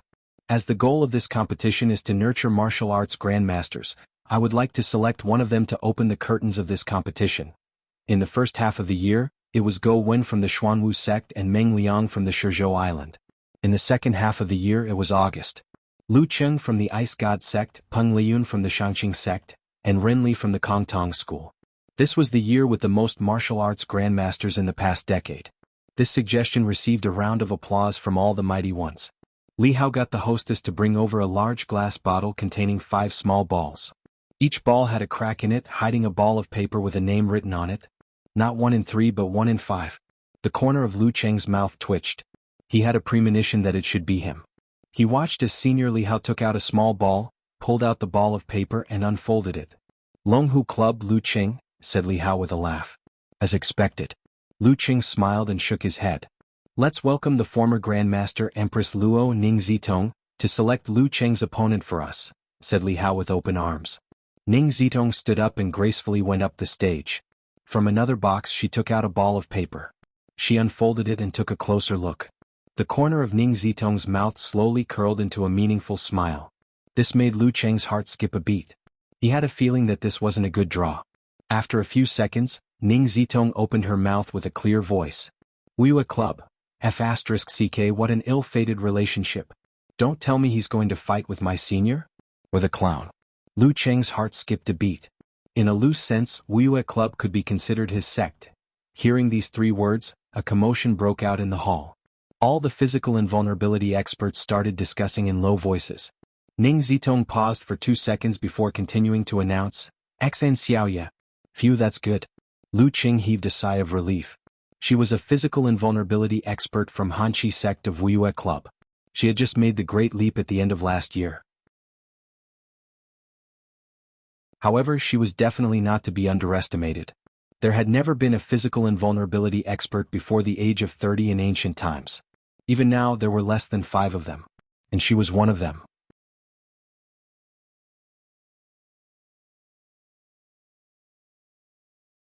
Chapter 627. Xan Xiaoya was chosen by the Hanqi sect at the age of 12 and was accepted as a disciple. However, martial arts was only one of her hobbies. At that time she was bent on becoming a screenwriter. The next best thing would be to become a car racer. Therefore, she followed the usual routine of middle school and high school and entered the Capital Film and Television Academy. Before she graduated, she was favored and became the assistant of a famous screenwriter, helping him to complete a cliché drama. This allowed her to make great strides in her career as a screenwriter. However, the subsequent developments were not satisfactory. A few independent TV series flopped and she had a falling out with her mentor. She was almost forced to live in the basement of the capital. Only then did she remember that she was a professional 9th pin martial artist. She had to change her job and change her mood. Perhaps because she had seen and experienced it, she focused on martial arts and was 10 times more passionate than before. At the age of 24, she barely entered the dance stage. She quit her job and returned to the Hanqi sect to train hard. At the age of 28, she surprised her teachers and fellow disciples by transforming her root pulp and becoming an inhuman. Until now, no one believed that she could make the great leap. She only reached 4th pin at the age of 30 and was close to physical invulnerability. This further proved everyone's point of view. In this environment where there was no pressure and no attention, she pasted posters of Liang Yifan all over her room. She did not give up and did not turn to enjoy life. More than a year later, in the title competition, she met her idol in the first round.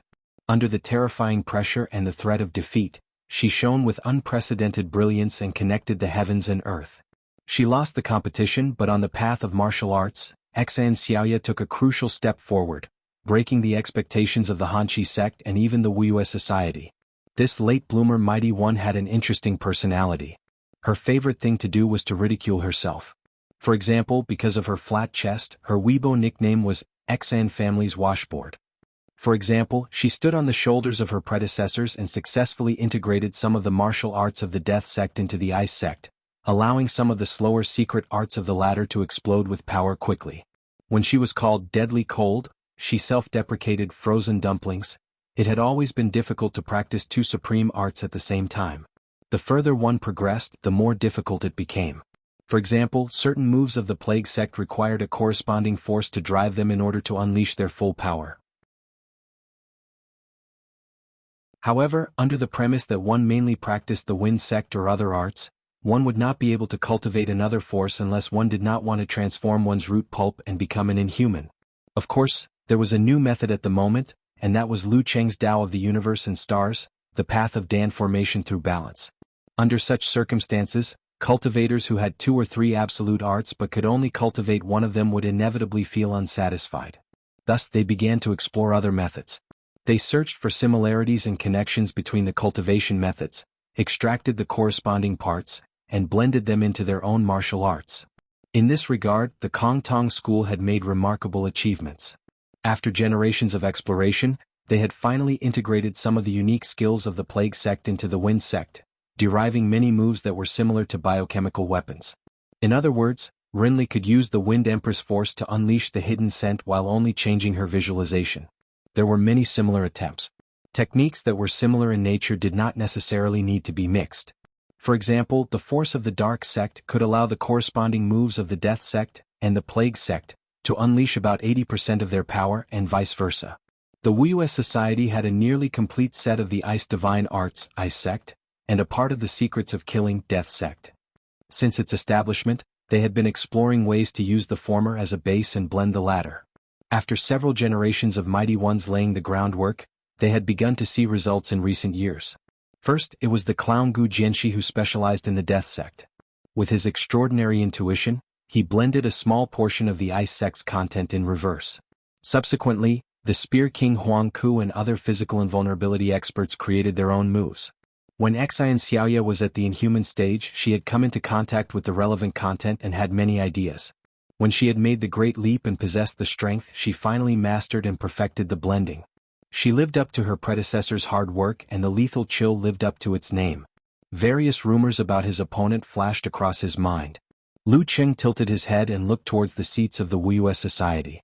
First, he saw his senior sister, Shi Yuejian, who was smiling at him. Then he saw the clown Gu Jianxi, whose reputation was about to overshadow that of the Spear King. He had a hippie-like ponytail and various green tattoos on his neck and arms, including the famous clown tattoo. What left the deepest impression on Lu Qing was his pair of eyes that were filled with arrogance, stubbornness, and unwillingness to admit defeat. According to statistics, in the past 10 years, the clown was the martial artist who had defeated the stronger martial artist the most times. On this list, Lu Qing was also listed. However, compared to Gu Jianxi, he was still lacking. He approved and liked the media's description of his opponent. Born in the darkness, my heart is strong. Looking away, Lu Qing finally saw the lethal chill, Xian Xiaoya. She looked to be in her 20s, with a well-proportioned body and wheat-colored skin. When she saw her opponent looking at her, she smiled and sent him a message. "Oh, not bad." To this, Lu Qing could only smile and nod. He had nothing to say. At this moment, a small number of media outlets had already released the news. Battle between fellow disciples. Lethal chill versus ice fire sky-shaking roar. Who is the coldest? Who is the coldest martial artist of this generation? First battle after the heavenly son of China made the great leap. In Lu Qing's fan forum, a lot of cats sent an emoji of a confused dog's head. Comparing their nicknames, if I were Lu Qing, I would definitely choose Dog Leash. Is it that bad? It has a wild sense of beauty, replied Bull Demon King with a smirk. Unparalleled Dragon King replied, covering face and sighing expression. Why don't we pool our efforts and help him come up with a better nickname? Let's not talk about this first. Both of them have just advanced and are physical invulnerability experts of the ice sect. Whatever Xian Xiaoya knows, my idol knows too. What Xian Xiaoya doesn't know, my idol knows too.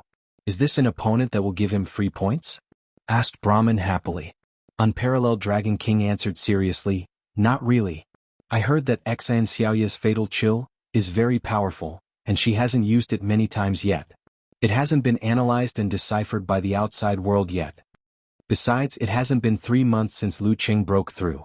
If he only trains in the ice sect or the fire sect, it won't be a problem for him to get started. If he trains in both, I suspect he still has moves he hasn't mastered. Let's not talk about these useless things. Anyway, he'll definitely win. Brahmin, you've become more mature after high school. You're not so childish anymore.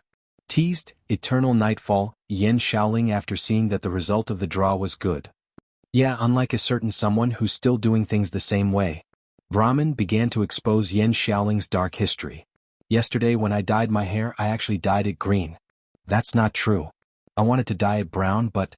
Yan Shaoling recalled yesterday. She was at a loss as to who she was, where she was, and what she had done. Unparalleled Dragon King was shocked. This is the first time I've seen someone voluntarily dye their hair green. No problem. Forgiveness is popular this year, said Okamoto's fan. Oh no, I thought Lu Qing would definitely win, but now I'm not so sure. Anyway, I'll definitely forgive him when the time comes. Why, you guys cry out loud. I really only wanted to dye it brown, replied Yan Shaoling, feeling wronged. I just didn't look carefully when I was choosing, and the guy who dyed my hair was very handsome and gentle. I was busy peeking at him. Yeah. How can you call Chao's embarrassing action stupid? Said a lot of cats, imitating Kong Yiji's tone. For a moment, everyone was laughing loudly. The forum was filled with a cheerful atmosphere. They almost forgot that Lu Qing's first physical invulnerability battle was coming up. At the end of the banquet, some were happy and some were sad about the results of the draw. Peng Liyun and Ren Li were lucky enough to be matched against third-pin opponents. At the end of the banquet, Lu Qing stood up and walked towards the Wuxia Club. His senior sister had arrived late and didn't even greet him. Shi Yuejian was waiting in her seat. Seeing him approaching, she smiled gently and said to him, I've heard from my dad that you and Ren Li joined hands and killed 2 physical invulnerability experts. This isn't your first physical invulnerability battle, so don't worry about you. She had a peaceful temperament. Although she loved martial arts, she didn't like to compete with others, let alone sharpen herself in life-or-death battles. So far she hadn't killed anyone. This might be the reason why she was stuck at third pin. As for the martial arts fanatic, Wuxia, she wasn't very talented. She only managed to make the great leap by relying on the word fanatic. After 4 years she finally touched the edge of second pin. That's because the right time, place and people were there, Lu Qing replied humbly. After exchanging a few pleasantries with him, Shi Yuejian reminded him seriously, "You must be careful of Xiaoya's fatal chill." Senior sister's tone sounds like the fatal chill is more powerful than I expected? Lu Qing nodded seriously and said, "Thank you for your advice, senior sister." After parting ways, he returned to the hotel with the rest of the Longhu Club. He entered the room and chatted with Yan Zhika, who occasionally took time out during class, about the opening battle tomorrow afternoon. "How was it? Are you confident?" Yan Zhika knew that Lu Qing must have been watching Xan Xiaoya's battle videos from the past year. In short, I'll give it my all." Lu Qing expressed his thoughts. He even looked up Xan Xiaoya's battle videos from the past few years, trying to determine the situation of the fatal chill from the fusion of the Ice Sect and Death Sect techniques. Yeah. Nodding like a chick pecking at rice, Yan Zhika added, I'm so angry. Why is the battle in the afternoon? I can't even watch it. It's the middle of the night. It's fine. It's not like you'll be eliminated if you lose. Besides, she has surprises, so do I. Lu Qing comforted his wife. All right. Pointing at her finger's expression, Yan Zhika replied. The next afternoon, 2:55 p.m., Connecticut time, 1:55 a.m. A sharp sound rang and Yan Zhika was jolted awake from her dream. She was stunned for a few seconds before realizing what time it was. She turned off the alarm on her phone, rubbed her face and ran to the bathroom with unsteady steps. She splashed her face with cold water and was completely awake. Taking out her tablet, she leaned against the pillow, found the live streaming website and started buffering. After a while, she saw the battlefield on Jiangxin Island, the spectators on the surrounding ships, and Lu Qing in his navy blue martial arts suit, standing opposite Xan Xiaoya. Ladies and gentlemen, the opening match of this year's master competition is about to begin. Lu Qing from Longhu Club will be facing Xan Xiaoya from Wuxia Club. They are both third-pin physical invulnerability mighty ones. As the commentator's voice drilled into her ears, Yan Zhika's lips curled into a smile. On the Riverheart Island, shouts of Lu Qing and Lu Qing faintly reverberated around. Pretty popular, Xan Xiaoya complimented with a smile. She was more than 30 meters away from Lu Qing, but with each other's hearing, they could hear each other clearly if they spoke a little louder. Of course, it would also be recorded clearly by the broadcast. Lu Qing was about to reply when the referee raised his right hand and waved it down. Conversation time starts now. He was a little further away and planned to walk to the edge of the battlefield. At this moment, Xan Xiaoya spoke with great interest. I heard you can withstand negative 130 degrees for quite a long time? Let's talk about it later. Lu Qing smiled and started to prepare for visualization. Xan Xiaoya watched in bewilderment until a faint purple fireball formed around her opponent and spun in an oval shape. Is this 9 rotations of 5 flames? Descent of the sun? Xan Xiaoya made an accurate judgment, but the doubts in her heart grew. Didn't they say that maintaining the 5 flames was very mentally taxing and was a huge burden on the body? Didn't they say that Longhu Club's physical invulnerability experts would only use this move in a fight where they couldn't separate from each other, so that they wouldn't waste their energy if they couldn't hit the enemy after accumulating it? Why did Lu Qing use it during conversation time? Xan Xiaoya and the audience stared blankly until 5 fireballs of light purple, golden yellow, blazing white, light blue and crimson circled around Lu Qing like satellites. They rotated in a stable and balanced manner, like gods descending upon the earth. Only then did Xan Xiaoya open her mouth in shock and confusion. You can do this. You're tuning in to the Han Li's Wuxia Chronicles YouTube channel. We're so grateful for your support and don't forget to subscribe to join us on this incredible journey through captivating stories. Your generosity through donations truly makes a world of difference, as it's the primary source of revenue that allows me to expand and enhance this channel for you. Thank you from the bottom of my heart for being a part of this adventure.